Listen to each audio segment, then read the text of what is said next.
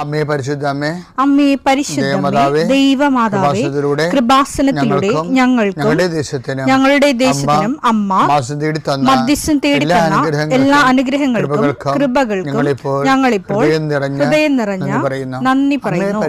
അമ്മേ പരിശുദ്ധമേ, ദൈവമാതാവേ, 2004 ഡിസംബർ 7 ഉച്ചകഴിഞ്ഞ് 2:30 കൃപാസനത്തിൽ സംഭവിച്ച അമ്മയുടെ പ്രത്യക്ഷപ്പെടലിനെ കുറിച്ച് തിരുസഭയ്ക്ക് സമർപ്പിച്ചിരിക്കുന്ന പഠനരേഖകളുടെ സഭാത്മകമായ പഠനം ആരംഭിക്കുവാൻ ഞങ്ങൾ പ്രാർത്ഥിക്കുന്നു. അമ്മേ പരിശുദ്ധമേ, ഭൂസ്വർലോകങ്ങളുടെ രാജ്ഞിയായ അങ്ങേയ്ക്ക് ഭൗമസംരക്ഷണത്തിനായി പ്രപഞ്ചപ്രകൃതിയെ തന്നെ തിരുസഭ പ്രതിഷ്ഠിക്കുവാൻ ഈ പ്രത്യക്ഷീകരണം വഴി ഇടയാക്കണമേ. പരിശുദ്ധമേ, ജപമാല മാതാവേ, സകല കൃപാസനം പ്രാർത്ഥനയോടും ചേർത്ത് ഞങ്ങളിപ്പോൾ പ്രാർത്ഥിക്കുന്ന ഈ കുടുംബത്തിന്റെ പ്രത്യേക നിയോഗം പറ മക്കളെ.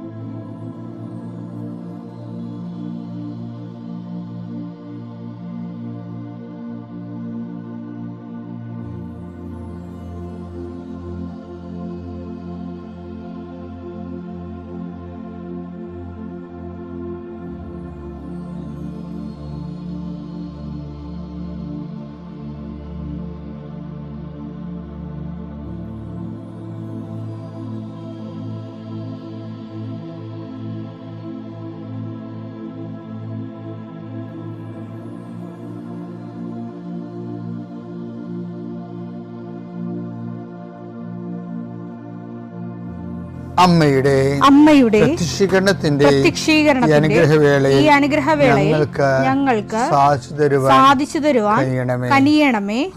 ആമേൻ. വിശ്വാസ പ്രമാണം. സർവശക്തനായ പിതാവും ആകാശത്തിന്റെയും ഭൂമിയുടെയും സൃഷ്ടാവുമായ ദൈവത്തിൽ ഞാൻ വിശ്വസിക്കുന്നു. അവിടുത്തെ ഏകപുത്രനും ഞങ്ങളുടെ കർത്താവുമായ ഈശോമിശിഹായിലും ഞാൻ വിശ്വസിക്കുന്നു. ഈ പുത്രൻ പരിശുദ്ധാത്മാവിനാൽ ഗർഭസ്ഥനായി കന്യകാമറിയത്തിൽ നിന്ന് പിറന്ന് പൊന്തിയോസ് പീലാത്തോസിന്റെ കാലത്ത് പീഡകൾ സഹിച്ച് കുരിശിൽ തറയ്ക്കപ്പെട്ട് മരിച്ച് അടക്കപ്പെട്ട് പാതാളങ്ങളിൽ ഇറങ്ങി മരിച്ചവരുടെ ഇടയിൽ നിന്ന് 3-ാം നാൾ ഉയർത്ത് സ്വർഗത്തിലേക്ക് എഴുന്നള്ളി സർവശക്തിയുള്ള പിതാവായ ദൈവത്തിന്റെ വലതുഭാഗത്തിരിക്കുന്നു. അവിടെ നിന്ന് ജീവിക്കുന്നവരെയും മരിച്ചവരെയും വിധിക്കുവാൻ വരുമെന്നും ഞാൻ വിശ്വസിക്കുന്നു. പരിശുദ്ധാത്മാവിലും ഞാൻ വിശ്വസിക്കുന്നു. വിശുദ്ധ കത്തോലിക്കാ സഭയിലും പുണ്യവാന്മാരുടെ ഐക്യത്തിലും പാപങ്ങളുടെ മോചനത്തിലും ശരീരത്തിന്റെ ഉയർപ്പിലും നിത്യമായ ജീവിതത്തിലും ഞാൻ വിശ്വസിക്കുന്നു. ആമേൻ. സ്വർഗ്ഗസ്ഥനായ ഞങ്ങളുടെ പിതാവേ, അങ്ങയുടെ നാമം പൂജിതമാകണമേ. അങ്ങയുടെ രാജ്യം വരണമേ. അങ്ങയുടെ തിരുമനസ് സ്വർഗത്തിലെ പോലെ ഭൂമിയിലും ആകണമേ. അന്നു വേണ്ടുന്ന ആഹാരം ഇന്ന് ഞങ്ങൾക്ക് തരണമേ. ഞങ്ങളോട് തെറ്റ് ചെയ്യുന്നവരോട് ഞങ്ങൾ ക്ഷമിക്കുന്നത് പോലെ ഞങ്ങളുടെ തെറ്റുകൾ ഞങ്ങളോടും ക്ഷമിക്കണമേ. ഞങ്ങളെ പ്രലോഭനത്തിൽ ഉൾപ്പെടുത്തരുതേ, തിന്മയിൽ ഞങ്ങൾ രക്ഷിക്കണമേ. ആമേൻ. നന്മ നിറഞ്ഞ മറിയമേ, സ്വസ്തി. കർത്താവ് അങ്ങയുടെ കൂടെ സ്ത്രീകളിൽ അങ്ങ് അനുഗ്രഹിക്കപ്പെട്ടവളാകുന്നു. അങ്ങയുടെ ഉദരത്തിൻ ഫലമായി ഈശോ അനുഗ്രഹിക്കപ്പെട്ടവനാകുന്നു. പരിശുദ്ധ മറിയമേ, തമ്പുരാന്റെ അമ്മേ, പാപികളായ ഞങ്ങൾക്ക് വേണ്ടി ഇപ്പോഴും ഞങ്ങളുടെ മരണസമയത്തും തമ്പുരാനോട് അപേക്ഷിക്കണമേ. ആമേൻ. കർത്താവേ, നിന്റെ ഉന്നതമായ നാമത്തിന് സ്തോത്രം ചെയ്യുന്നു. കർത്താവേ, നിന്റെ വിശുദ്ധ പൗരോഹിത്യത്തെ മഹത്വപ്പെടുത്തണമേ. കർത്താവേ, സഭയിലുള്ള സാന്നിധ്യം പ്രകടമാക്കണമേ. 40 വർഷം അർപ്പിച്ച കുർബാനയുടെ യോഗ്യതയാൽ കൃപാസന അൾത്താരെ ജീവനോടെ പ്രത്യക്ഷപ്പെട്ട പരിശുദ്ധ അമ്മയുടെ പ്രത്യക്ഷീകരണ സ്ഥിരീകരണത്തിനായി ഇന്ന് കൃപാസന അൾത്താരെ നടക്കുന്ന 10,000-കണക്കിന് മനുഷ്യരുടെ പ്രാർത്ഥനയോട് കൂടെ ദൈവവേദലെ ഞാൻ നിന്നെ ഈശോനാമത്തിൽ ആശീർവദിക്കുന്നു.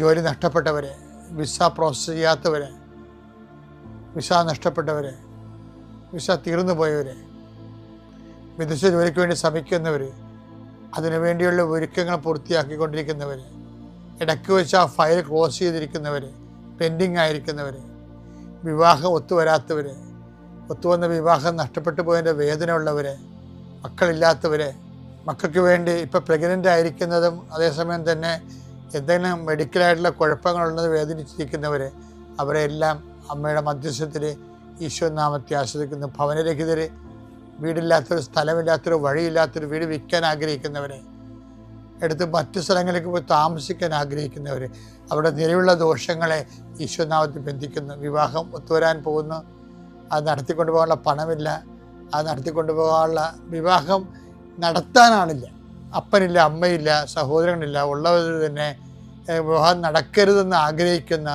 ഒറ്റപ്പെട്ടു പോണ ജന്മങ്ങൾ, മാതാവേ ആ വിഷയം ഏറ്റെടുത്തുകൊണ്ട് അമ്മ ഈസ്റ്റർ കഴിയുമ്പോൾ അത് നടത്തി കൊടുക്കാൻ ഇടയാക്കണം പ്രാർത്ഥിക്കുന്നു. എൻ്റെ കർത്താവിൻ്റെ ഉന്നതമായ നാമത്തിൽ വെള്ളമില്ലാത്തവർ, ഒത്തിരിയേറെ കുഴൽക്കിണർ കുത്തിയിട്ടും ഒത്തിരി ആഴത്തിൽ കുത്തിയിട്ടും പണം നഷ്ടപ്പെട്ടിട്ടും വെള്ളം കാണാത്തവർ, ആ സ്ഥലം വിൽക്കാൻ പറ്റണില്ല, അവിടെ ജീവിക്കാൻ പറ്റാത്ത വിഷയത്തിലുള്ള എല്ലാ മക്കളെയും കർത്താവിൻ്റെ നാമത്തിൽ ആശീർവദിക്കുന്നു. വീട് പണി തുടങ്ങാൻ പോകുന്നവർ, വീട് പൂർത്തിയാക്കാൻ പോകുന്നവർ, വീട് പരവാസ്ഥൽ ആചരിക്കാൻ പോകുന്നവർ, അതിന് സാമ്പത്തിക കടങ്ങളുള്ളവർ, ലോൺ പാസ്സാകാത്തവർ, ലോൺ പ്രോസസ്സിലിരിക്കുന്നവർ, സിവിൽ നോട്ട് കുറവുള്ളവർ, പോയിൻ്റ് കുറവുള്ളവർ, ആ മേഖലകളിലെല്ലാം കർത്താവ് അവരുടെ കഴിവിനേക്കാൾ ഉപരി ദൈവത്തിൻ്റെ കൃപ കൊണ്ട് ആ വിഷയം ദൈവ തീരുമാനം ഉണ്ടാകാൻ ഇടയാക്കണമേ. എൻ്റെ കർത്താവിന് ഉന്നതമായ നാമത്തിൽ ഏതെല്ലാം വിഷയങ്ങൾ വിട്ടുപോയിട്ടുണ്ടെങ്കിൽ അങ്ങയുടെ മക്കളതെല്ലാം മനസ്സിൽ ഓർക്കുന്ന ഈ സമയത്ത് ഞാൻ അതിനെക്കൂടി അഡ്രസ്സ് ചെയ്തുകൊണ്ട് ഈശോയുടെ നാമത്തിൽ ആശീർവദിക്കുന്നു. നിത്യം പിതാവും പുത്രനും പരിശുദ്ധാത്മാവിനെ നീക്കുവാമേ. എൻ്റെ പ്രിയപ്പെട്ടവർ, നമ്മൾ ഇന്നലെ കണ്ടത് ദൈവം ഭാവി കാലത്തെ എങ്ങനെ നമ്മുടെ ഭാവി കാലത്തെ എങ്ങനെ നോക്കിക്കാണുന്നു എന്നുള്ളതാണ്. അതാണ് ഹവയോട് ചോദിച്ചത്, നീ എന്താണ് ചെയ്തത്? പക്ഷെ ദൈവം ഉദ്ദേശിച്ച അവളെ അനുദപിക്കുമെന്ന് ഓർത്തിട്ടാണ് അങ്ങനെയുള്ള ഒരു ചോദ്യത്തിൻ്റെ ചാൻസ് കൊടുക്കണത്. അനുദപിക്കാൻ അവസരമാണതേ ശരിക്കും പറഞ്ഞാൽ. പക്ഷെ ആ വഴിക്ക് പരിശുദ്ധാത്മാവ് ഇല്ലാഞ്ഞ കാരണം അത് മനസ്സിലായില്ല. അനുദപിക്കാൻ അവസരം എന്ന് പറയുന്നത് എങ്ങനെയൊക്കെ വരും എന്നൊക്കെ അറിയാൻ പറ്റത്തില്ല. ഹെബ്രായർ 12:17 പിന്നീട് അവകാശം പ്രാപിക്കാൻ ആഗ്രഹിച്ചപ്പോൾ അവൻ തിരസ്കരിക്കപ്പെട്ടുവെന്ന് നിങ്ങൾക്കറിയാമല്ലോ. കണ്ണീരോടെ അവനത് ആഗ്രഹിച്ചെങ്കിലും അനുദപിക്കാൻ അവന് അവസരം ലഭിച്ചില്ല. അനുദപിക്കാൻ ദൈവം ഇങ്ങനെ അവസരം കൊടുക്കും, പക്ഷെ മനസ്സിലാകത്തില്ല ചിലർക്ക്. അതാണ് വിഷയം. ഇപ്പം നമ്മുടെ മുതിർന്നവർ, നമ്മുടെ വീട്ടിൽ നിന്നൊക്കെ എന്തെങ്കിലും കുഴപ്പങ്ങളുണ്ടായി നമ്മൾ ചെയ്തു. അപ്പോൾ ചിലപ്പോൾ അപ്പൻ ചോദിക്കും, അമ്മ ചോദിക്കും, അല്ലെങ്കിൽ ഭാര്യ ചോദിക്കും, നിങ്ങൾ എന്താണ് ചെയ്തത് എന്ന് ചോദിച്ചാൽ ദൈവത്തിൻ്റെ സ്ഥാനത്ത് നിന്ന് അവർ ചോദിക്കണത്. എനിക്ക് വേറെ പടിയൊന്നുമില്ല ഇതിനൊക്കെ പറഞ്ഞുകൊണ്ട് നമ്മൾ ദൈവം ചോദിച്ച അനുദപിക്കാനുള്ള അവസരത്തെ, നമ്മുടെ തെറ്റുകളെ നീതീകരിക്കാൻ വേണ്ടി നമ്മൾ അവരെ ബ്ലോക്ക് ചെയ്യും. അതുതന്നെയാണ് കായരും ചെയ്തത്. എന്താണ്? ഞാനാണോ എൻ്റെ സഹോദരൻ്റെ കാവൽക്കാരൻ? പക്ഷേ അനുദപിക്കാൻ വേറെ ഒരാളിനൊരു അവസരം കൊടുത്ത് അയാളോടും ചോദിച്ചു. അയാൾ യൂറിയായെ കൊന്നു, അയാളുടെ ഭാര്യയെ സ്വന്തമാക്കി. അയാൾ അന്നത്തെ ഗതികെട്ട ജീവിതം കൊണ്ടാണ്. അയാളുടെ വൈഫൊക്കെ അയാളെ എതിർപ്പായിരുന്നു അയാളോട്, ദാവീദിനോട്. അയാൾ ഇസ്രായേലിന് വേണ്ടിയും ജീവമരണം വെച്ച് കർത്താവിൻ്റെ ഓഹരിയായ ഇസ്രായേലിന് വേണ്ടി നിലനിന്നതാണ്. കുടുംബത്തിൽ ഒരു സമാധാനം കിട്ടാത്ത ഒരു മനുഷ്യനാണ് അയാൾ. അപ്പോൾ പലതുകൊണ്ടും അവഗണന, മോസസിനെ ഉണ്ടായിരുന്ന പോലുള്ള അവഗണന ഇയാൾക്കുണ്ടായിരുന്നു, ദാവീദിനുണ്ടായിരുന്നു. അപ്പോൾ അയാൾക്ക് മുന്നിൽ കുറേ അബദ്ധങ്ങൾ സംഭവിച്ചു. അതിൻ്റെ പേരിൽ നമ്മൾ ഓർക്കണം, എപ്പോഴും നമ്മൾ ഈ അബദ്ധങ്ങളൊക്കെ സംഭവിക്കുന്നത്, അവഗണന വരുമ്പോൾ അബദ്ധങ്ങൾ സംഭവിക്കും. അത് മറന്നു പോകരുത്. നിങ്ങളുടെ വീട്ടിലായാലും നിങ്ങളുടെ ജോലി സ്ഥലത്തായാലും അബദ്ധങ്ങൾ സംഭവിക്കും. ദാവീദിന് അങ്ങനെ അവഗണന വന്നതാണ്. സ്വന്തം വൈഫിൽ നിന്നൊക്കെ കളിയാക്കുമായിരുന്നു. നീ രാജാവാണോ, തുണിയില്ലാതെ മറ്റേ പെണ്ണുങ്ങളുടെ കൂടെ നൃത്തം ചെയ്യണം, നാളെ അതൊക്കെ അവർ ചോദിക്കും ഇയാളോട്. ഇയാൾക്ക് ഒരു അംഗീകാരം കിട്ടിയില്ല. അപ്പോൾ ഇയാൾ ബത്ശേബയെ കണ്ടപ്പോൾ അങ്ങനെ ഒരു ആകർഷണനായി. പിന്നെ അതെല്ലാം അബദ്ധമായിപ്പോയി. അബദ്ധങ്ങളെല്ലാം കഴിഞ്ഞപ്പോൾ ദൈവം ഇയാളോട് ചോദിക്കും, നീ എന്താണ് ചെയ്തത്? ആ ചോദ്യം തന്നെയാണ് കായനോടും ആ ചോദ്യം തന്നെ ഹവ്വായോടും ചോദിച്ചത്. പക്ഷെ ഇവനോട് ചോദിക്കുമ്പോൾ ഉത്തരം വ്യത്യസ്തമാണ്. അത് നമ്മൾ ശ്രദ്ധിക്കണം. അത് 2 സാമുവേൽ 12:9 എന്തുകൊണ്ട് നീ എന്നെ അനുസരിക്കാതെ എന്റെ മുൻപാകെ ഈ തിന്മ ചെയ്തു. അപ്പൊ ദൈവം ചോദിക്കുകയാണ്, നാഥാനിലൂടെയാണെന്നേ ഉള്ളു, എന്തുകൊണ്ട് നീ എന്റെ വചനം അനുസരിക്കാതെ ഈ തിന്മ ചെയ്തു എന്ന് ദൈവം ചോദിക്കുകയാണ്. പക്ഷെ ആ പാവപ്പെട്ട ഉത്തരം കേട്ടെ, 2 സാമുവേൽ 12:10 അത് അവ്വാടെ ഉത്തരമല്ല, അത് കായേൻ്റെ ഉത്തരമല്ല. അതാണ് ദാവീദ് എന്ന് പറയുന്നത്. അവന് അത് അനുദപിക്കാനുള്ള അവസരമാണെന്ന് മനസ്സിലായി ആ ചോദ്യം. നീ എന്തുകൊണ്ട്, എന്താ ചോദ്യം, ചോദ്യം എന്താണ്?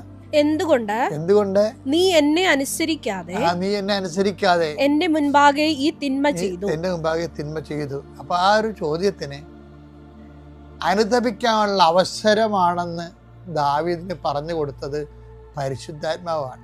അതാണ് ഈ ഹവ്വായും ദാവീദും തമ്മിലുള്ള വ്യത്യാസം. ഇവൻ തെറ്റ് ചെയ്തെങ്കിലും പരിശുദ്ധാത്മാവ് ഇവനെ അബാൻഡൻ ചെയ്യുന്നില്ല. കാര്യം, നമുക്ക് 8855 വാഗ്ദാനങ്ങളിലുള്ളതിൽ ഒരു വാഗ്ദാനം I will not disown you at any cost എന്നുള്ളതാണ്.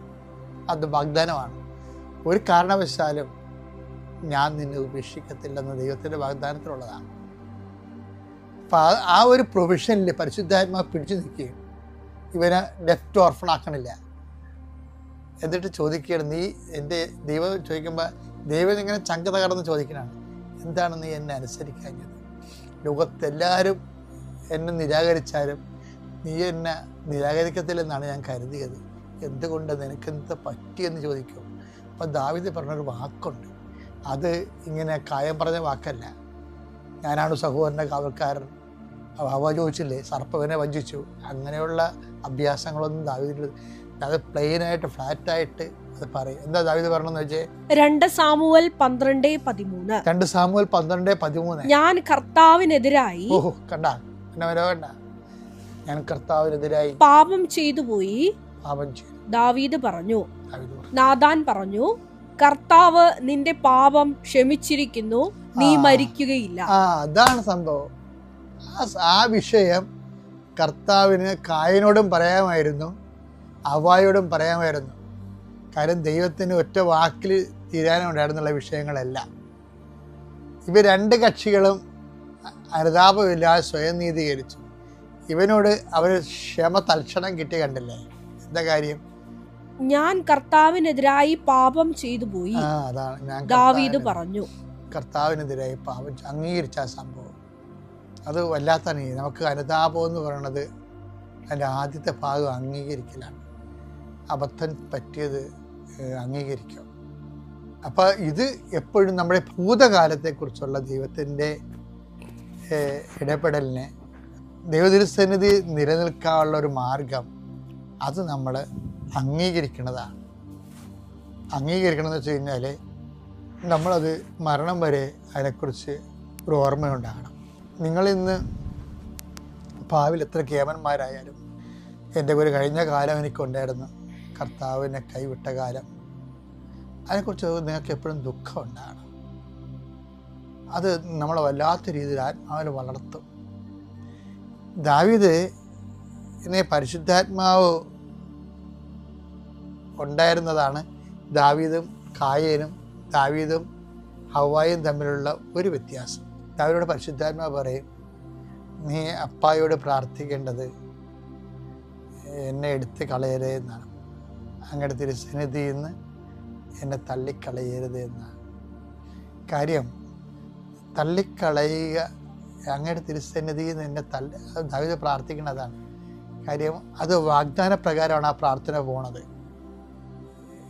അതായത് ദാവീദ് എന്നിട്ട് ദൈവത്തോട് പറയും, അങ്ങയുടെ തിരുസന്നിധിയിൽ നിന്ന് എന്നെ തള്ളിക്കളയരുത്, അങ്ങയുടെ പരിപാവന എന്നിൽ നിന്ന് എടുത്ത് കളയരുത്.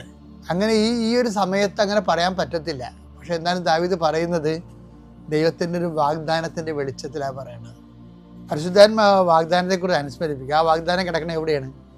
1 സാമുവേൽ 12:22 തന്റെ ഉത്കൃഷ്ട നാമത്തെ for his great name sake, തന്റെ ഉത്കൃഷ്ട നാമത്തെ പ്രതി കർത്താവ് തന്റെ ജനത്തെ പരിത്യജിക്കുകയില്ല. For the Lord will not forsake his people, കർത്താവ് തന്റെ ജനത്തെ പരിത്യജിക്കുകയില്ല. അപ്പൊ നമ്മളെ ദൈവം, ഇപ്പം നമ്മൾ പാപികളാണെങ്കിലും ദൈവം നമ്മളെ പരിത്യജിക്കാതിരിക്കുന്നത് കർത്താവിൻ്റെ ഉന്നതമായ നാമത്തിൻ്റെ പ്രതിയാണ്. ഈ ഒരു പ്രൊവിഷനിലാണ് ദാവീദ് പ്രാർത്ഥിക്കുന്നത്. എന്ത് പ്രാർത്ഥിക്കുന്നത്? സങ്കീർത്തനം പ്രാർത്ഥിക്കുന്നത് എന്താണ്? അങ്ങയുടെ തിരുസന്നിധിയിൽ നിന്ന് എന്നെ തള്ളിക്കളയരുതേ, അങ്ങയുടെ പരിപാവന എന്നിൽ നിന്ന് എടുത്ത് കളയരുത്. പക്ഷെ ദൈവം ആ പ്രാർത്ഥന കേൾക്കും. കർത്താവിന് തിരുസന്നിധിനെ ദാവീദിനെ നിലനിർത്തും.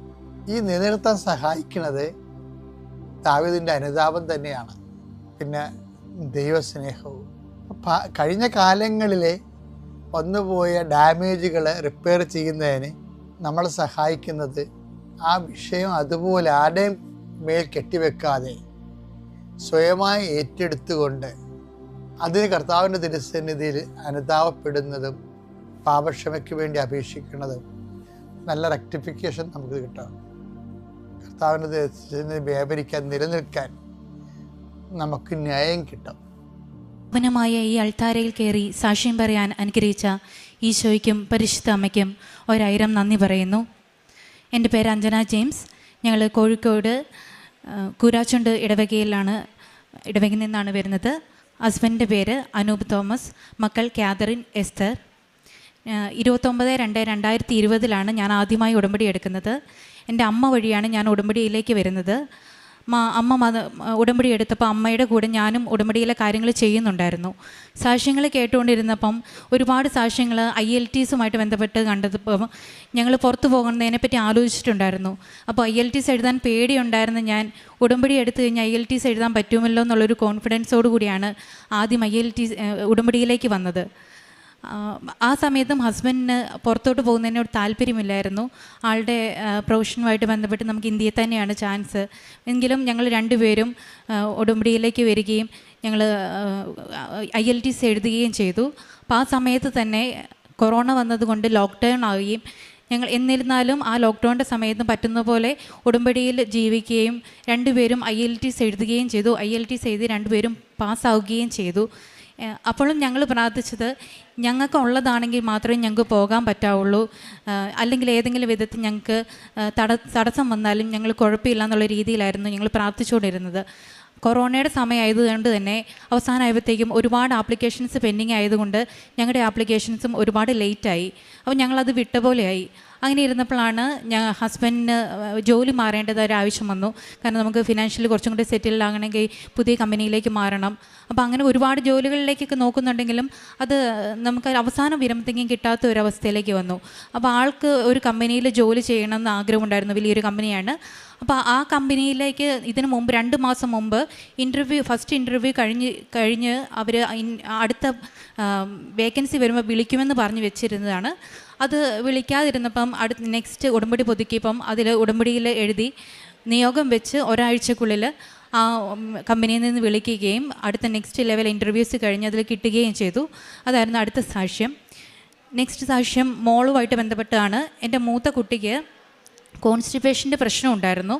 അപ്പം ജനിച്ച സമയം തൊട്ട് ആൾ 3-4-5 ദിവസം കൂടുമ്പോഴൊക്കെയാണ് മോഷൻ പാസ് ചെയ്യുള്ളൂ. അപ്പോൾ ഇത് വളരെ ബുദ്ധിമുട്ടാകുകയും ചെയ്തുകൊണ്ടിരുന്ന സമയത്ത് കുറച്ച് വലുതായി വരുന്നുള്ള ആൾക്ക് ഭയങ്കര ബുദ്ധിമുട്ട് വന്നുകൊണ്ടിരുന്നു. അപ്പോൾ ആ സമയത്ത് ഞങ്ങൾ എനിമ കൊടുക്കുകയും ഡോക്ടേഴ്സ് തരുന്ന മരുന്ന് കൊടുക്കുകയൊക്കെ ചെയ്തിട്ടാണ് മോഷൻ പാസ് ചെയ്തുകൊണ്ടിരുന്നത്. ആ ഒരു അവസരത്തിലാണ് ഒരു സാക്ഷ്യം കേട്ടപ്പോൾ ഇതേ അവസ്ഥയിലുള്ളൊരു കുഞ്ഞിനെ ഉടമ്പടിയിലൂടെ റിക്കവറായി കേട്ടപ്പം നെക്സ്റ്റ് ഡേ ഞാൻ ഉടമ്പടി പുതുക്കി അതിൽ നിയോഗം വെച്ചു. ഞാൻ വീട്ടിൽ ചെന്ന് അപ്പം തന്നെ എൻ്റെ മോൾ എന്നോട് പറഞ്ഞു എനിക്ക് ടോയ്ലറ്റിൽ പോകണമെന്ന് പറഞ്ഞു. അന്ന് മുതൽ ഇന്ന് വരെ എൻ്റെ കുഞ്ഞിന് അതുമായിട്ട് ബന്ധപ്പെട്ട യാതൊരു ബുദ്ധിമുട്ടും ഇതുവരെ വന്നിട്ടില്ല. പുതിയ വീട് പണിയണമായിരുന്നു. ഞങ്ങളുടെ വീട് കുറച്ച് പഴയതായിരുന്നു. അപ്പോൾ പുതിയ വീട് പൊളിച്ച് പണിയാൻ വേണ്ടിയിട്ടായിരുന്നു ആഗ്രഹിച്ചിരുന്നത്. പക്ഷേ അതുമായിട്ട് ബന്ധപ്പെട്ട് പൊളിച്ച് പണിയുന്നതിന് ഒരു പേപ്പറിൻ്റെ ആവശ്യം വന്നപ്പോൾ ഞങ്ങൾ പുതിയ വീട് മേടിക്കാം എന്നതിനെപ്പറ്റി ആലോചിച്ചു. അപ്പോൾ അങ്ങനെ പുതിയ വീട് മേടിക്കുന്നതിനെപ്പറ്റി ഞങ്ങൾ സെർച്ച് ചെയ്ത് ഇതാക്കിയപ്പോൾ പുതിയ വീട് ഞങ്ങൾ ഒരുപാട് പ്രാർത്ഥിച്ചു. ആ സമയത്ത് ഉടമ്പടിയിലൊക്കെ ആയിരുന്നു. ഉടമ്പടിയിലെ കാര്യങ്ങളെല്ലാം ചെയ്തുകൊണ്ടാണ് ചെയ്തത്. അപ്പം ഞങ്ങൾക്ക് പുതിയ വീട് ഞങ്ങളുടെ ബഡ്ജറ്റിൽ ഒതുങ്ങിയൊരു വീട് ദൈവം കാണിച്ചു തന്നു. അപ്പോൾ ഒരു പ്രശ്നം വന്നത് അവർ വീട് പണിത് തീർന്നത് റീസെൻ്റ്ലി ആണെങ്കിലും അവരതിൻ്റെ പെർമിറ്റ് എടുത്തത് 9 കൊല്ലം മുമ്പാണ്. അപ്പം നമ്മൾ ലോൺ എടുക്കുമ്പം ഈ 9 കൊല്ലം എന്നുള്ളത് അത്രയും വീടിൻ്റെ പഴക്കമായിട്ട് കൂട്ടും. അപ്പം നമുക്ക് ആ ലോണിന് ആ വീടിന് നമുക്ക് 0 വാല്യൂ തരുള്ളൂ. അപ്പം അങ്ങനെയുള്ള അവസരത്തിൽ നമുക്ക് വീടിന് ലോൺ പാസ്സാകില്ല. ആ ഒരു അവസരത്തിൽ നമ്മൾ എല്ലാ ലൈറ്റ് ക്യാൻഡിൽ പ്രയർ ഇട്ട് പ്രാർത്ഥിച്ചു. അതുപോലെ തന്നെ ഒരുപാട് സമയം 3, 4, 5 കൊന്തകൾ ചൊല്ലി ബൈബിൾ വായിച്ചൊക്കെ ഒരുപാട് പ്രാർത്ഥിച്ച് കഴിഞ്ഞ് കഴിഞ്ഞപ്പോൾ അവരുടെ സിവിൽ എഞ്ചിനീയർ ആ വീട് പോയി കണ്ടു കഴിഞ്ഞപ്പം നമ്മൾ വാങ്ങിയതിനേക്കാളും വില ആ വീടിന് നൽകി നമുക്ക് 2 മാസത്തിനുള്ളിൽ തന്നെ എല്ലാവിധ പേപ്പർ വർക്കുകളും കഴിഞ്ഞ് രജിസ്ട്രേഷൻ ചെയ്ത് കിട്ടാനുള്ള കൃപ ദൈവം ചെയ്തു തന്നു. ഇതെല്ലാം കഴിഞ്ഞ് ഞങ്ങൾ സ്വസ്ഥമായി ജീവിതം നയിച്ചുകൊണ്ട് പോകുന്ന ഒരവസരത്തിലാണ് എനിക്ക് അകാരണമായിട്ട് വളരെ പേടി, ടെൻഷൻ വരാൻ തുടങ്ങി. എന്തോ സംഭവിക്കാൻ പോകുന്ന പോലത്തെ ഒരു വലിയ ഭാരം മനസ്സിന് തോന്നാൻ തുടങ്ങി. അപ്പോൾ മനസ്സിലിങ്ങനെ പ്രാർത്ഥിക്കുന്നു പറയുന്നു. ഞാനിങ്ങനെ പ്രാർത്ഥിച്ചുകൊണ്ടിരിക്കുകയാണ്. എല്ലാ ദിവസവും 3, 4 കൊന്തയെല്ലും. അപ്പോൾ എനിക്ക് പേടി, ഇവർക്കെന്തോ മക്കളും ഹസ്ബൻഡുമാണ് വീട്ടിൽ നിന്ന് പുറത്തു പോകുന്നത്. അപ്പോൾ ഇവർക്കെന്തോ അപകടം പറ്റാൻ പോകുന്ന പോലത്തെ ഒരു ഫീലാണ്. അപ്പം ഞാൻ അത് കഴിഞ്ഞപ്പോഴത്തേക്കും വിശുദ്ധ തൈലം എല്ലാ ദിവസവും കുരിച്ച് വരച്ച് ഇവരെ വിടാൻ തുടങ്ങി. ഇത് കഴിഞ്ഞിട്ടും ആ ഒരു പേടി പോകുന്നില്ല. അപ്പോൾ ഒരു ദിവസം ധ്യാനം കൂടിക്കൊണ്ടിരുന്നപ്പോൾ ഹാർട്ട് സംബന്ധമായിട്ടുള്ളൊരു പ്രശ്നം അച്ഛൻ ഇങ്ങനെ പറഞ്ഞപ്പോൾ പെട്ടെന്ന് എനിക്ക് സ്ട്രൈക്ക് ചെയ്തു. ഹസ്ബൻഡിന് ഇവിടെ പഴയ ജോലി ചെയ്തുകൊണ്ടിരുന്ന സമയത്ത് ജോലിയിൽ അവർ ഹെൽത്ത് ചെക്കപ്പ് ചെയ്യും. ആ സമയത്ത് ആൾക്ക് ECGയിൽ വേരിയേഷൻ കാണിച്ചിരുന്നു. പക്ഷെ നമ്മളിവിടെ ഡോക്ടർമാരെ കാണിച്ചപ്പോൾ ബ്ലോക്കോ കാര്യങ്ങളോ ഒന്നുമില്ല, വേറെ പ്രശ്നങ്ങളൊന്നുമില്ല, ഇത് ഈ ഒരു പ്രായത്തിൽ ഉണ്ടാകുന്നതാണ്, ക്രമേണ ശരിയാകുമെന്ന് പറഞ്ഞിരുന്നു. വീണ്ടും നമ്മൾ പുതിയ കമ്പനിയിൽ ഹെൽത്ത് ചെക്കപ്പ് ചെയ്തപ്പം വീണ്ടും ECGയിൽ വേരിയേഷൻ കാണുകയും എക്കോയിൽ വേരിയേഷൻ കാണുകയും ചെയ്തപ്പോൾ അവർ ഡോക്ടറെ കാണണമെന്ന് പറഞ്ഞു. അപ്പോൾ അത് അവിടുത്തെ ഞങ്ങൾ ആന്ധ്രയിലായിരുന്നു വർക്ക് ചെയ്തുകൊണ്ടിരുന്നത്. അവിടുത്തെ ഒരു ഹെൽത്ത് സിസ്റ്റവുമായിട്ട് ഞങ്ങൾക്ക് അഡ്ജസ്റ്റ് ചെയ്യാൻ പറ്റാത്തത് കൊണ്ട് ഞങ്ങൾ നാട്ടിൽ വരുമ്പോൾ നല്ല ഡോക്ടറെ കാണാമെന്ന് പറഞ്ഞ് വെച്ചുകൊണ്ടിരിക്കുകയായിരുന്നു. ഞങ്ങൾ പറഞ്ഞു എന്താണേലും ഒരു ഡോക്ടറെ ചുമ്മാ കാണാം, എന്നിട്ട് ആവശ്യമാണെങ്കിൽ നാട്ടിൽ വന്നൊന്നും കൂടെ കാണിക്കാമെന്നുള്ള രീതിയിൽ ഞങ്ങൾ ഡോക്ടറെ കണ്ടു. അന്ന് ആ ഡോക്ടറെ കണ്ട് അത് പെട്ടെന്ന് തന്നെ CT സ്കാൻ എടുത്തു. CT സ്കാൻ എടുത്തു കഴിഞ്ഞപ്പം ആണ് അറിയുന്നത് ആൾക്ക് അയോട്ട ഡൈലേറ്റഡ് എന്ന് പറയുന്ന ഒരു അസുഖമാണ്. അതായത് ഹാർട്ടിലെ മെയിൻ ഒരു വെയിനാണ് അയോട്ട. അത് മാക്സിമം ഡൈലേറ്റഡ് ആയിട്ടാണ് ഇരിക്കുന്നത്. അപ്പോൾ ആൾക്ക് അതിൻ്റേതായ യാതൊരു ലക്ഷണങ്ങളോ ബുദ്ധിമുട്ടുകളോ ഒന്നുമില്ല. ആൾ നല്ല ഹെൽത്തി ആയിട്ടുള്ള പേഴ്സൺ ആയിരുന്നു, നല്ല സ്പോർട്സ് പേഴ്സൺ ആയിരുന്നു. ആൾക്ക് യാതൊരുവിധ ബുദ്ധിമുട്ടുകളോ ഇല്ലാതിരുന്ന പേഴ്സണെ നമ്മൾ ഈ ഒരു ഇത് കണ്ട് നമ്മൾ ചെന്ന് ചെക്ക് ചെയ്തപ്പോഴാണ് ഇങ്ങനെ ഒരു പ്രശ്നം കണ്ടത്. അപ്പോൾ ഡോക്ടർ പറഞ്ഞു എത്രയും പെട്ടെന്ന് തന്നെ സർജറി ചെയ്യണം, ഓപ്പൺ ഹാർട്ട് സർജറിയാണ്. അപ്പം നമ്മൾ ഇങ്ങനെ സ്ട്രൈക്കായിട്ട് നിന്നു.